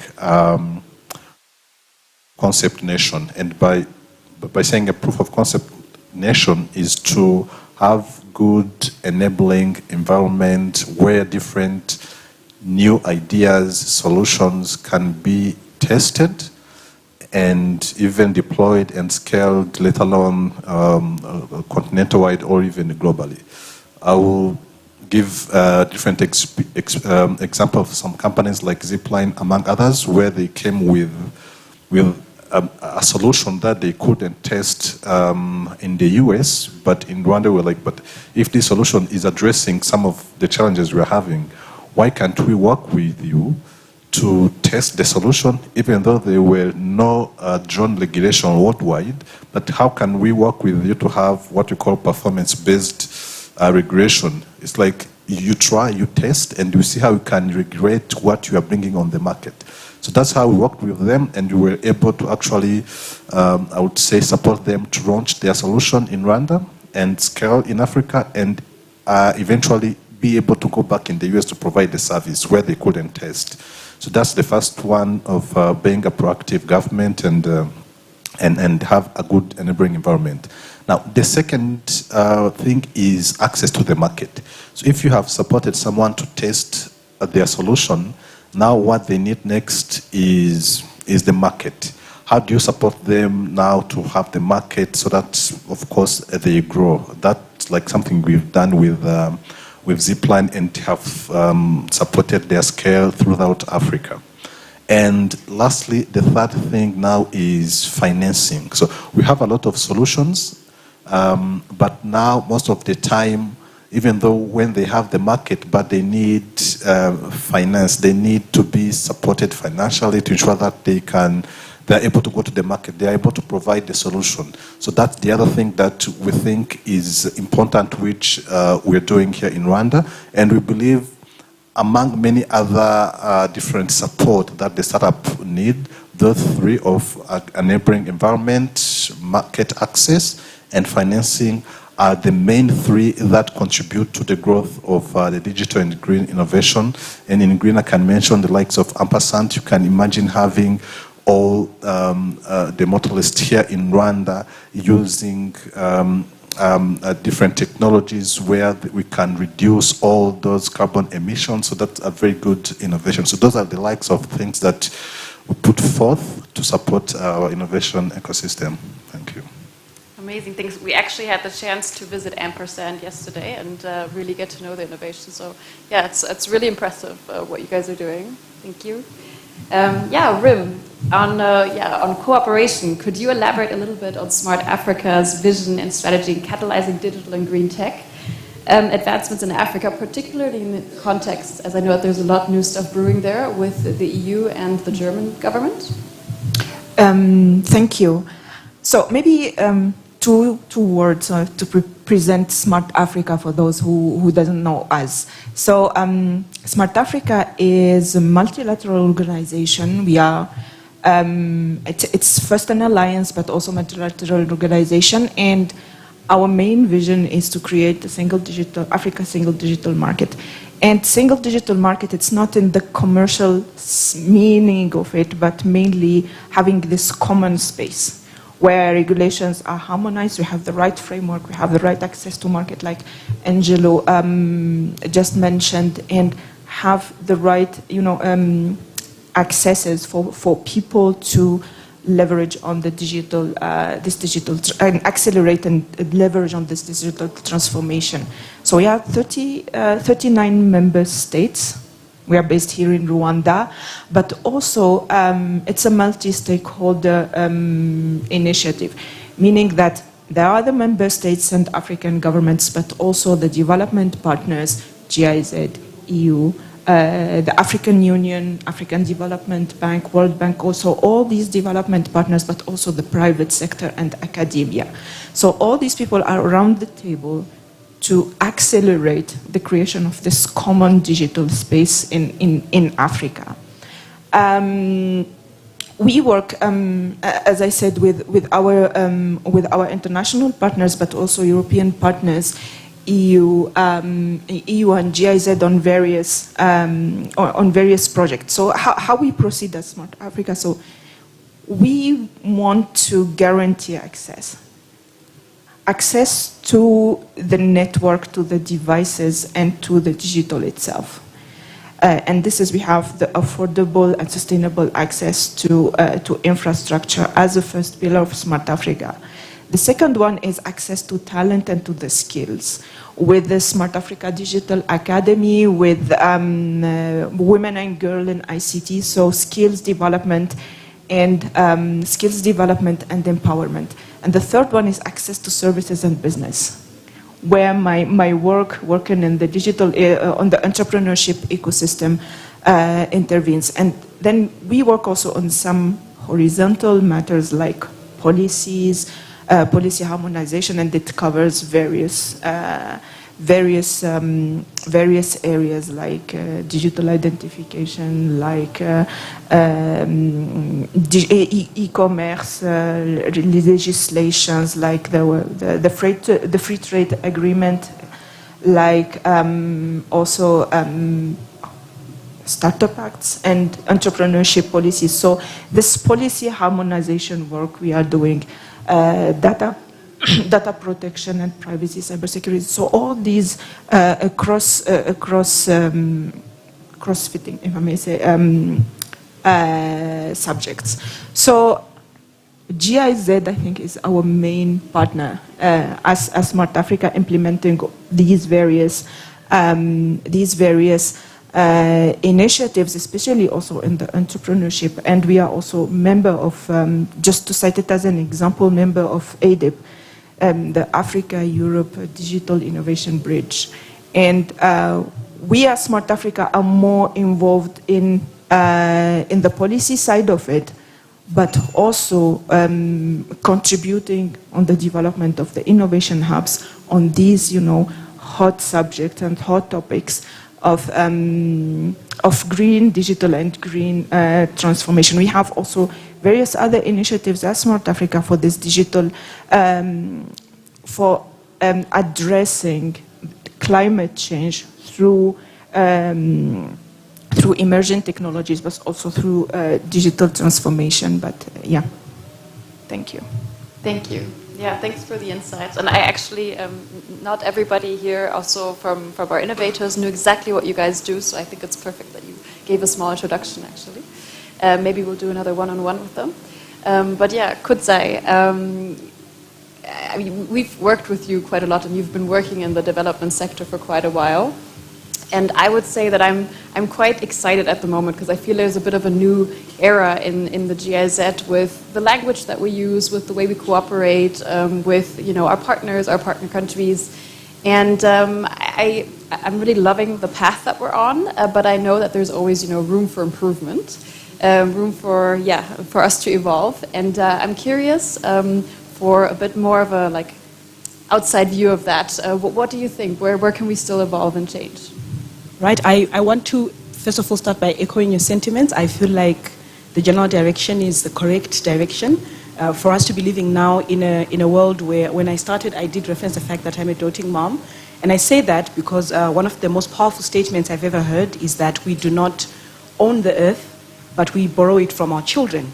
And therefore, every action we take now has to be super responsible because we are able to live now, but there's probably a generation and generations that should come after us. I'm going to take a leaf from my colleague and speak a little bit to the work that I do, the work that we've been doing together. I'm a consultant with GFA Consulting, which is a German consulting firm that does a lot of implementation of projects and currently implementing a GIZ-supported project, also EU-supported project, that is particularly being implemented under the Digital Transformation Center in Kenya. You did ask about Kenya, so let me tell you a little bit about the work that we're doing there, because it's very, very important to the topic that we have at hand. Now, under this particular project, where I'm spending a lot of my time, we are treating three elements. One is digital skills, another one is entrepreneurship, but I think one that's very interesting to the topic at hand is that on the 28th of November in 23, we launched during Kenya Innovation Week as part of one of our projects, what is called this is a Digital Green, this is DGI, and then it's a flip, it's a Green and Digital Innovation Hub. Those of you that were here in Kigali in last October might have had the pitch from the consortium that's running that. And I like the fact that the inclination, because I've been in these spaces of innovation ecosystem for some years now. I think I'm in just a little over the 10th year. And what I observe is the fact that there's a very good leaning towards understanding that Africa is a very important player in the digital economy, which is really good, right? And the theory of change would want to see a lot of Africans participating. But I want to say that the 10 innovators we've heard from 5, we'll hear from another 5 soon, already also show us that Africa has a lot of what I like to call difficult and important problems. Some problems are difficult, but not important. Then there are problems that are important, but not difficult. But both must be treated. And I want to also perhaps take this opportunity to congratulate the 10 innovations. Coming out from 440 is not an easy task, and I know there's a lot of work behind that.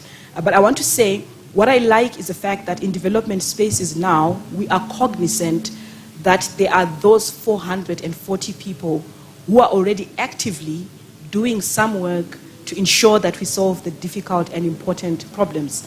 the problems that have to do with things that affect people when it comes to climate change. That's a very real problem from every different community in many different African countries. The appreciation that there's an expectation that Africa must leapfrog a number of things, and because we are all living in a digital age, and yet there are many gaps that need to be closed. I want to bring this to a close by saying it is the innovators who are in communities who are the first observers or the witnesses to those problems, and I really like the direction that development is taking now, which is more a bottom-up. So I think it's very good that they be, a theory of change, very broad thinking, leaning, and putting resources towards things. But I think it's important that now the inclination is more towards co-creating when it comes to solutions. Rather than coming up from a very big vision, it's us saying, what are you experiencing in your communities? How can we all come in and ensure that it's a shared responsibility? The final thing I would like to say is that when I started in the innovation ecosystem, a lot of the inclination was only on digital. I'm very excited about the prospects of what we now call the twin transition, in as much as there are many startups and SMEs in Africa, they already now can build with a focus on going green and also going digital. That's a sustainable way of doing things, and I'm hoping that we will see more collaborations in that regard. Thank you very much. Yeah, I completely agree, and I saw some nodding heads. Everybody here on this line agrees. I'm sure the audience does as well. Yeah, we've already come to our final round, actually, because we want to see some more pitches. So for the closeout question, I also have a round of questions for you guys, and Angelos, you go first. If you could program an app, I'm not quite sure if you guys are programmers, but if you could, that embodies the essence of successful digital and green innovation, what would its core function be? Yeah, let's start the quickfire round. Wow. I'm a software engineer, so let me think quickly on how I can approach that.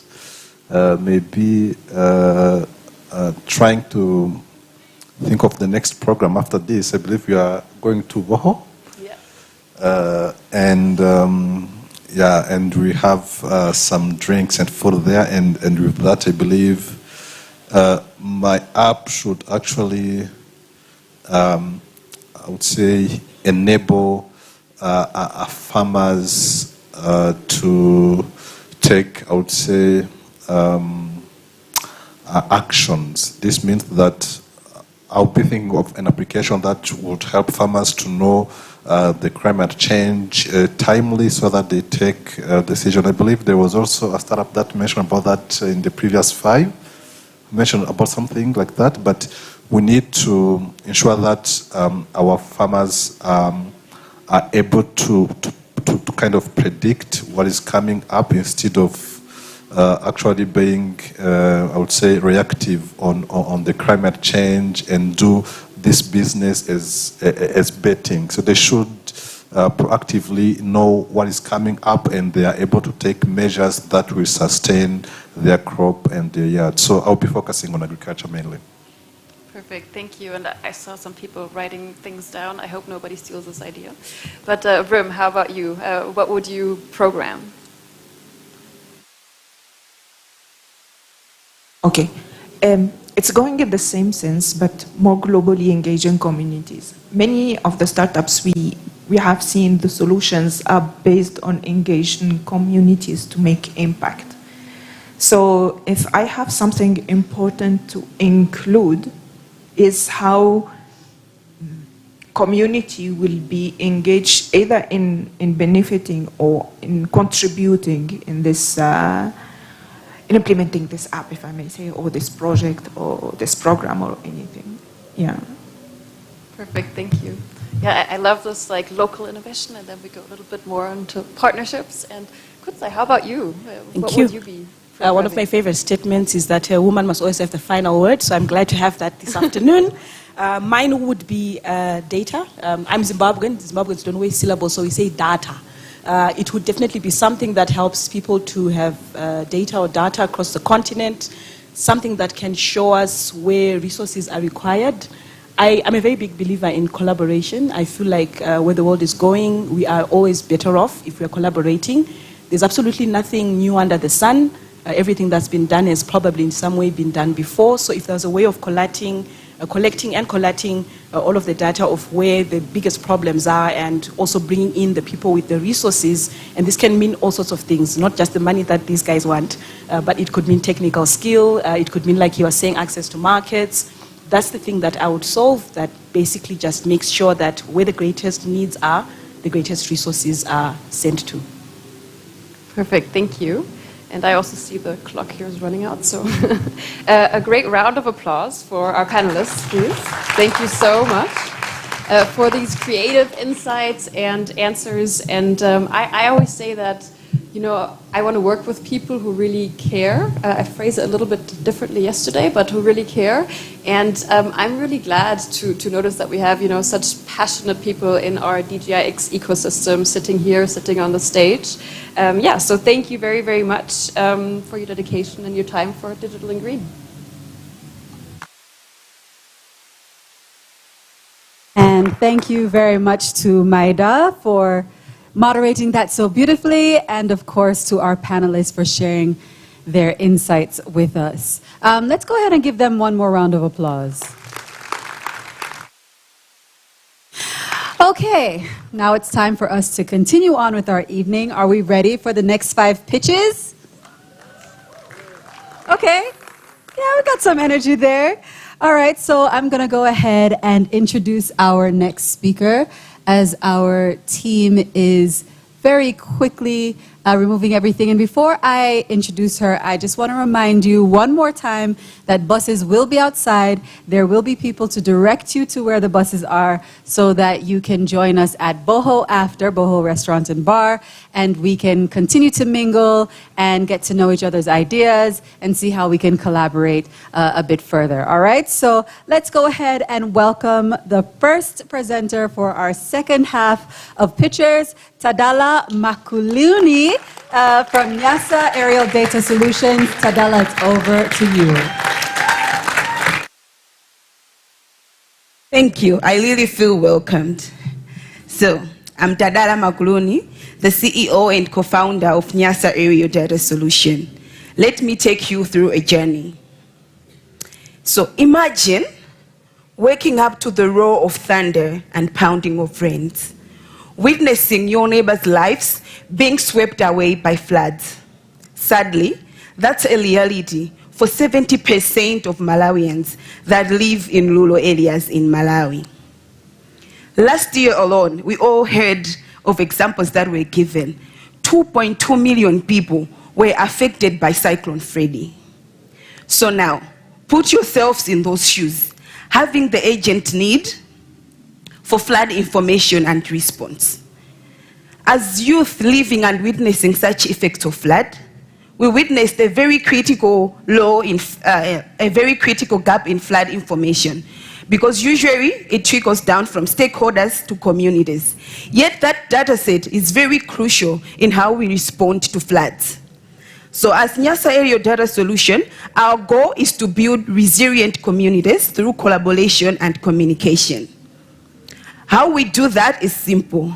We work with these communities. I like what she said when she was finishing, that communities are very crucial in giving information. So the same, we work with these communities. We train them on how they can collect and upload flood locational data. That data set acts as a backbone for our satellite and drone mapping.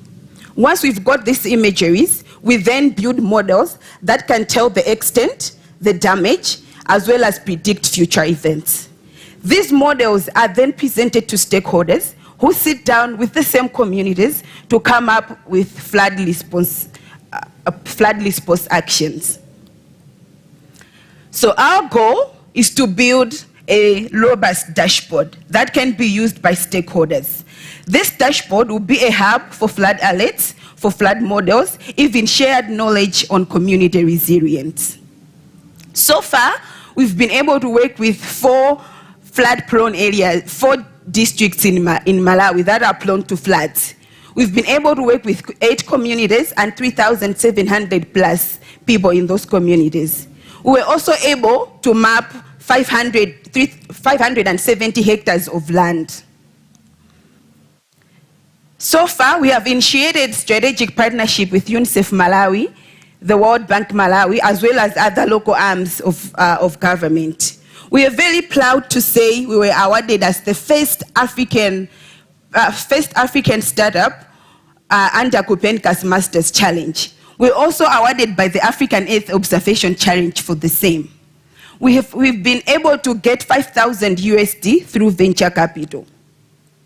So we have proven our concept, and we're able to show that communities are crucial to provide flood information. So we're looking out to funders that are able to give us 200,000 USD in funding to accelerate our program. We're also looking for partners working in Malawi. You might as well give us referrals if you know any. We're also looking for mentorship in the same. So join us in building community resilience in Malawi. Thank you. Yes, a wonderful and passionate all-woman team, and she's very specific about what she wants, and we love that. There has been a significant reduction in green spaces across Malawi in the last decade, and aerial mapping solutions like NYASA enable targeted green development. So thank you once again to Tadala. And as we go on to the next pitch, I am pleased to introduce Bayan Al-Abdulat from Waterna by Adad. Bayan, over to you.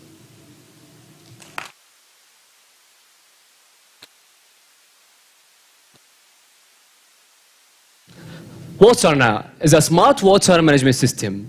All we need water for food, for good health, well-being, and lifestyle.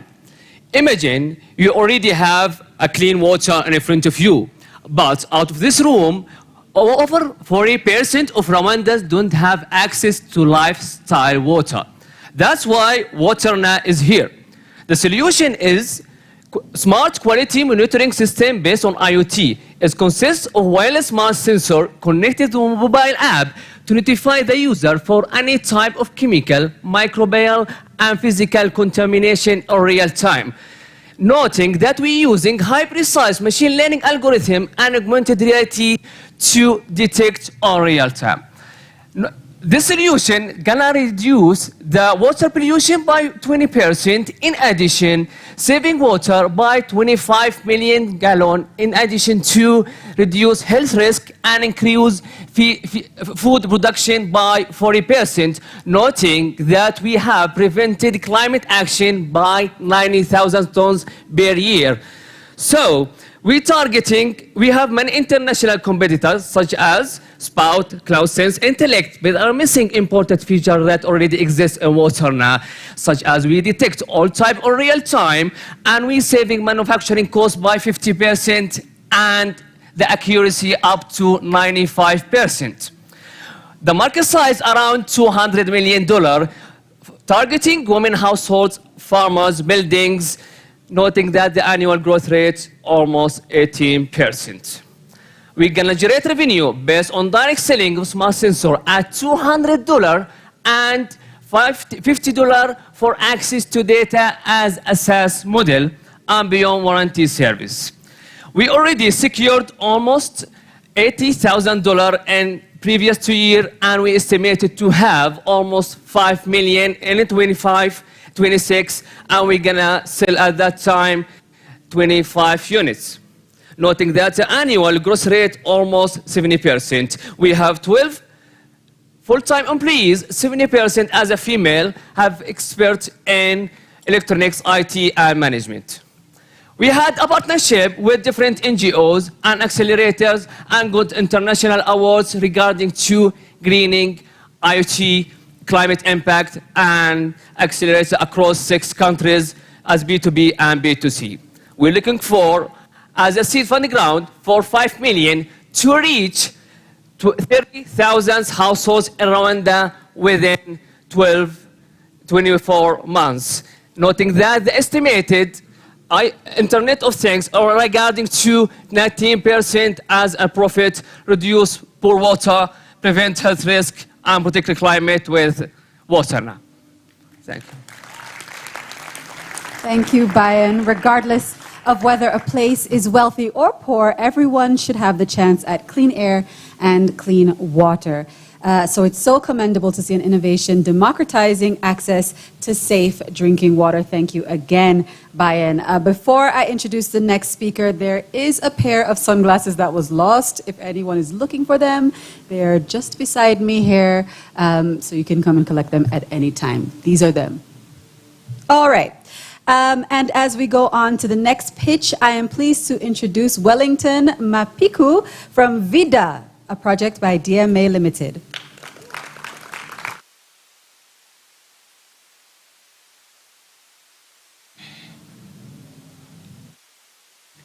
Imagine the once fertile lands of smallholder farmers in Africa, now barren due to relentless challenges of climate change and outdated farming practices. This global crisis is exacerbated by poor access to climate-smart advisory services and good agricultural practices, a last-mile delivery of agricultural inputs, competitive markets, as well as poor access to financial services. Research indicates that if we don't act on climate change issues, the specter of widespread hunger looms by 2050. Now, smallholder farmers, who contribute about 80% of what we consume, are at the forefront of this battle. Our mission is to provide a comprehensive ecosystem approach that leverages AI to provide farmers access to climate-smart input recommendation services with an embedded last-mile delivery of agricultural inputs through our extensive network of agro-dealers. VIDA, our platform, acts as a linchpin, connecting all ecosystem players through a mobile app, USSD, web API, as well as a web front end. In Tanzania alone, we made quite tangible impact, reaching over 100,000 farmers, in which 55% are women and youth. The ripple effect is creation of over 1,500 jobs through our agency network. Since 2019, we managed to have at least $1 million flow through our system, with at least $50,000 recurring on a monthly basis.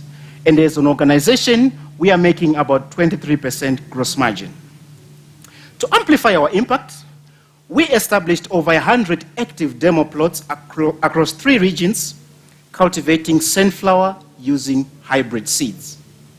Now, we are seeking about $230,000 to enhance farmer visibility program, as well as giving access to climate-smart agriculture through our farmer field schools and demo plots. Additionally, we intend to enhance our technology and operations to scale our impact further. We also project a 30% increase in our gross margin, and as well as an additional 25% of the number of farmers on our platform. Meet our dedicated team, spearheading the transformation of agriculture for smallholder farmers, shifting from peasant farming to sustainable agriculture through innovation. I thank you. Small-scale farmers feed the world, but they're also a group that is highly vulnerable to climate change. It is empowering to see VIDA placing smallholder farms at the center of the sustainable agriculture revolution through hyper-localizing technology. So thank you once again to Wellington. And a next big welcome to Emmanuel Noah from Keva, a solution by Ben.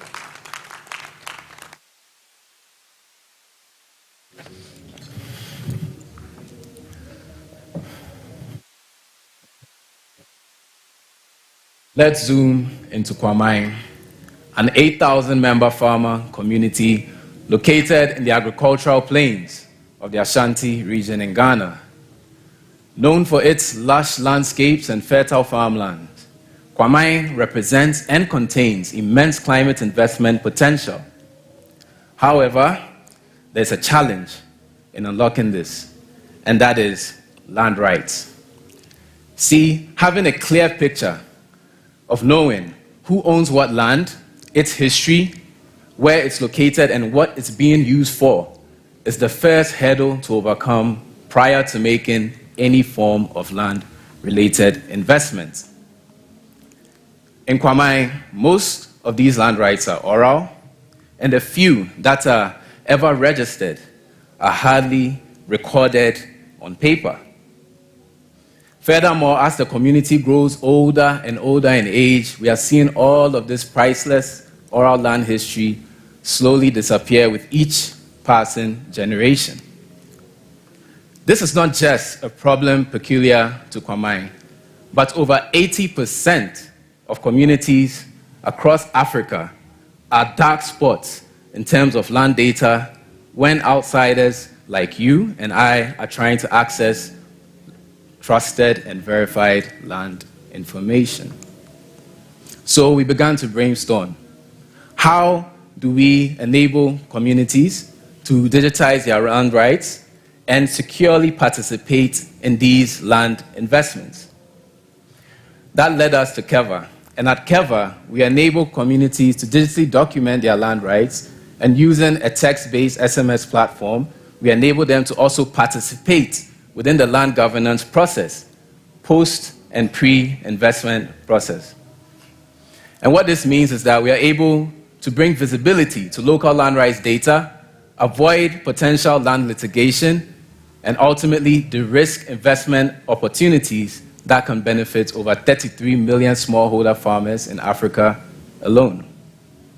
Last year, we collaborated with Colandef, a land rights CSO that specializes in land rights sensitization, along with Oko Forest, a community carbon developer, where we piloted Keva to secure land rights over 1.9 million tons of carbon credits covering 3,000 hectares of land and worth over $60 million in project revenue.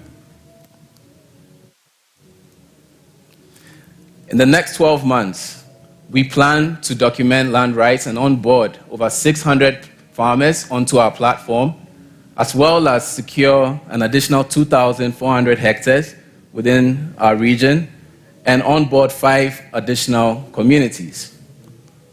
And to that effect, we are raising a $450,000 pre-seed round to finance the conversion of our pilot into full commercial agreements, scale our product development team, and develop big data insights out of the land data sets that we are gathering. So, if you happen to be a climate investor, agri-food supply chain initiative, or carbon or nature-based solution developer, do reach out. Let's connect and build. I'm at the stand over there, and let's see how we can eliminate land right risks within your portfolio, safeguard farmer land rights, and ensure positive and sustainable climate investments within the continent. Thank you. Keva represents a significant step forward in the use of digital technologies to safeguard smallholder farmers' role in agricarbon investments in Ghana. And this is, of course, a great way to unlock Africa's land potential. So thank you once again, Emmanuel. And now, our wonderful guests, please join me in welcoming our final pitcher for the DGIx Pitch Event, Eileen Buru from the Source Plus. Okay, let's go ahead and give her a big round of applause. She's the final pitcher. Hi, everyone. Hi. I am the program director of the Source Plus. We work with small-scale farmers in East Africa to source sustainably produced honey and ensure transparency across the value chain. Climate risks disrupt the practice of 1.6 million African beekeepers, leading to challenges cascading into honey contamination, the most adulterated food globally, according to the most recent research. The changing environmental conditions alter floral patterns, affecting how bees gather food and exposing them to contaminants. And this triggers a domino effect. Product rejection, reduced market access, and beekeepers' livelihoods are threatened through financial security. Consumers like you are left uncertain, prompting questions on the safety of the honey they are consuming. So our solution works to bridge the gap between climate risks and market access through a traceability and monitoring system. It is driven by blockchain, GIS, machine learning, big data, and integrates offline use. It provides insights to counter contamination risks and allows for the tracking of honey, pinpointing harvest details, and comprehensive screening and certifications for stakeholders. Now, this transparent approach not only boosts consumer confidence, but also broadens market access, which then translates to an increase in livelihoods for the beekeepers. Our technology impact since 2019 through proactive climate risk management has resulted in a reduction in contamination by providing insights to minimize pesticide exposure. Training farmers on agroforestry and organic beekeeping practices has led to ecosystem restoration, which then led to the forest carbon sequestration of 86 kilotons of carbon dioxide per year. And this, in turn, has increased honey production. We've had a 42% boost in crop pollination, an increase in market access and farmers' income, and has created over 7,000 self-employment jobs. To scale this solution in Rwanda and Kenya, we are seeking $220,000. Where close to half of the investment will go towards the setting up of a solar-powered honey hub that will host the infrastructure for the traceability system and be the center for aggregation of honey for export. Close to a third of the investment will go towards enhancing the system to include an insurance mechanism that will help safeguard farmers against downside price risks. The remainder of the investment will go towards certifications and training farmers on climate-smart agricultural practices. To make this happen, we have a multidisciplinary team in agriculture, climate change, IT, with a collective experience of over 60 years. At the Source Plus, bees teach us the art of collaboration. We are empowering small-scale farmers a bee at a time by not only cultivating honey, but also resilience, prosperity, and a healthier ecosystem. We'd like to talk with you more, so hopefully I'd see you at Boho. Thank you.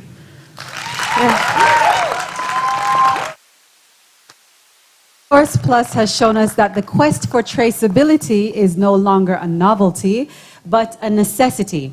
It's inspiring to see how it is paving the way for greater inclusivity and empowerment for small, low-income producers. So thank you so much for leaving us inspired and motivated, Eileen, okay? And that was the final presenter for our beautiful pitch event. We will be closing out shortly, but of course, before we do, we have one final special speaker who will be joining us on stage. Please welcome him. He is the country director for WFP Rwanda, Mr. Andrea Bagnoli, and he has worked with WFP since 2001, gaining extensive experience in international development, recovery operations, and emergency preparedness and response through several field deployments. So please welcome him, Mr. Andrea Bagnoli.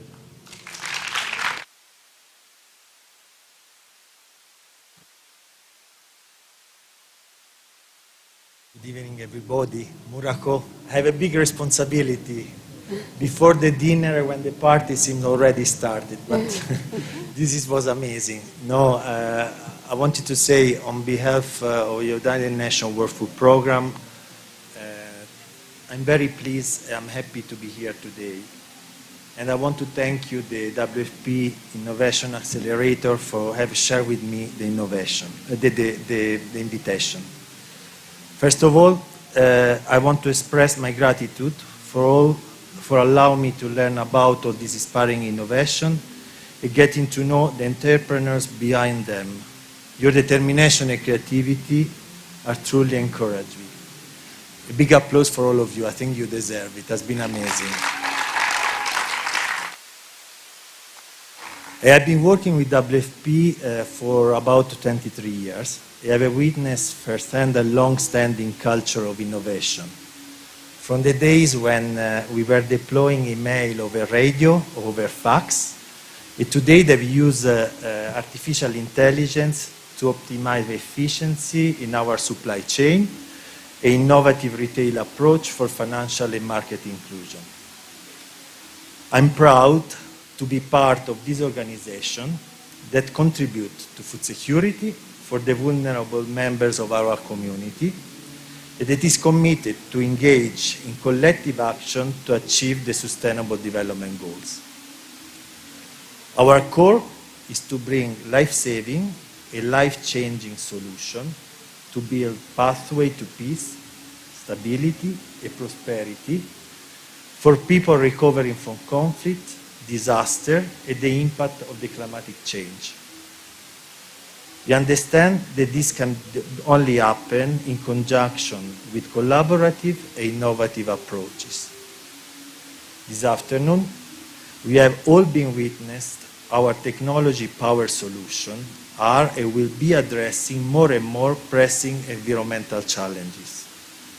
A twin transition approach recognizes this large and untapped role of technology and data to drive sustainability. It is evident that this Digital Green Innovation Accelerator serves as a catalyst for amplifying the voice of emerging, innovative change makers representing crucial perspective for the African continent. Here in Rwanda, we have been making significant strides in fostering innovation and developing a vibrant ecosystem that promotes innovation, hubs, incubator, digitalization, and smart solutions. I'm happy to say that WFP has also contributed to the growth of the Rwanda innovation ecosystem. One great example, among others, we have the Ignite Food System Challenge that we successfully ran for the past 2 years with impact at Kigali. Our next cohort will be focused on identifying sustainable solutions for refugees, so stay tuned. Hosting a regional event like this here in Kigali is just another sign of Rwanda entrepreneurial vibrancy that should not be taken for granted. This DGIx program, implemented by WFP Innovation Accelerator and the Smart Development Fund from the German development agency GIZ, is the perfect representation of how multi-stakeholder collaboration in action can look like. WFP and GIZ already have a track record in running joint accelerator programs, and we are really looking forward to continue strengthening our ties globally. I want to praise the vision of all the partners that have made this program a reality. WFP Innovation Accelerator, the Smart Development Fund from GIZ, the German Federal Ministry for Economic Cooperation and Development, the European Union, and the Team Europe partners. Your invaluable work has played a pivotal role in achieving this remarkable success. And I really hope to see more DGIx not only in Africa, but across the world. And to all the venture, and to all of you here today, your idea have the power to shape the future of Africa. I would say the world as well. I encourage each of you to remain motivated and steadfast in showcasing your idea. The scaling up of this solution holds the promise of making a sustainable, a transformative impact for the whole continent. Thank you very much. Murakoze Chane to everybody.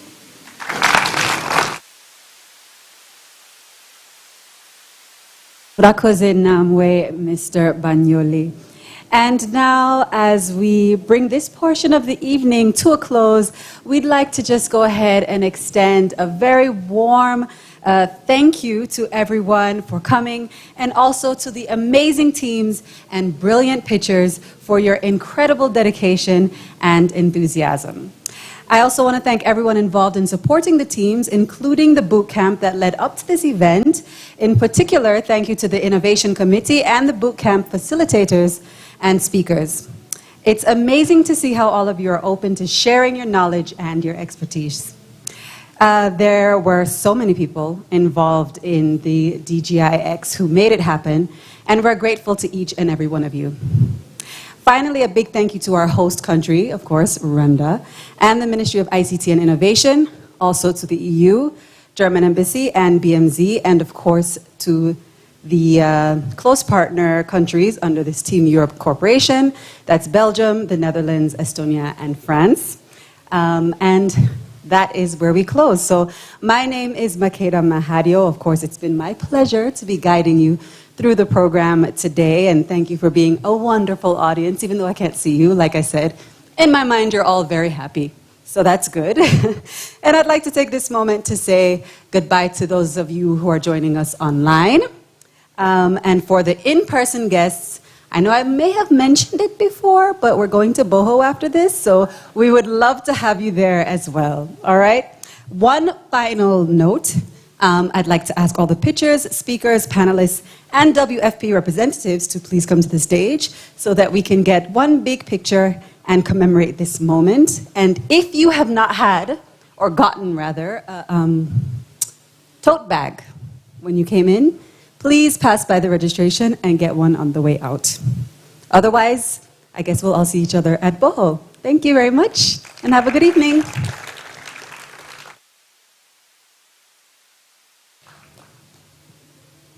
Calling all pitchers, speakers, panelists, and WFP representatives to come to the stage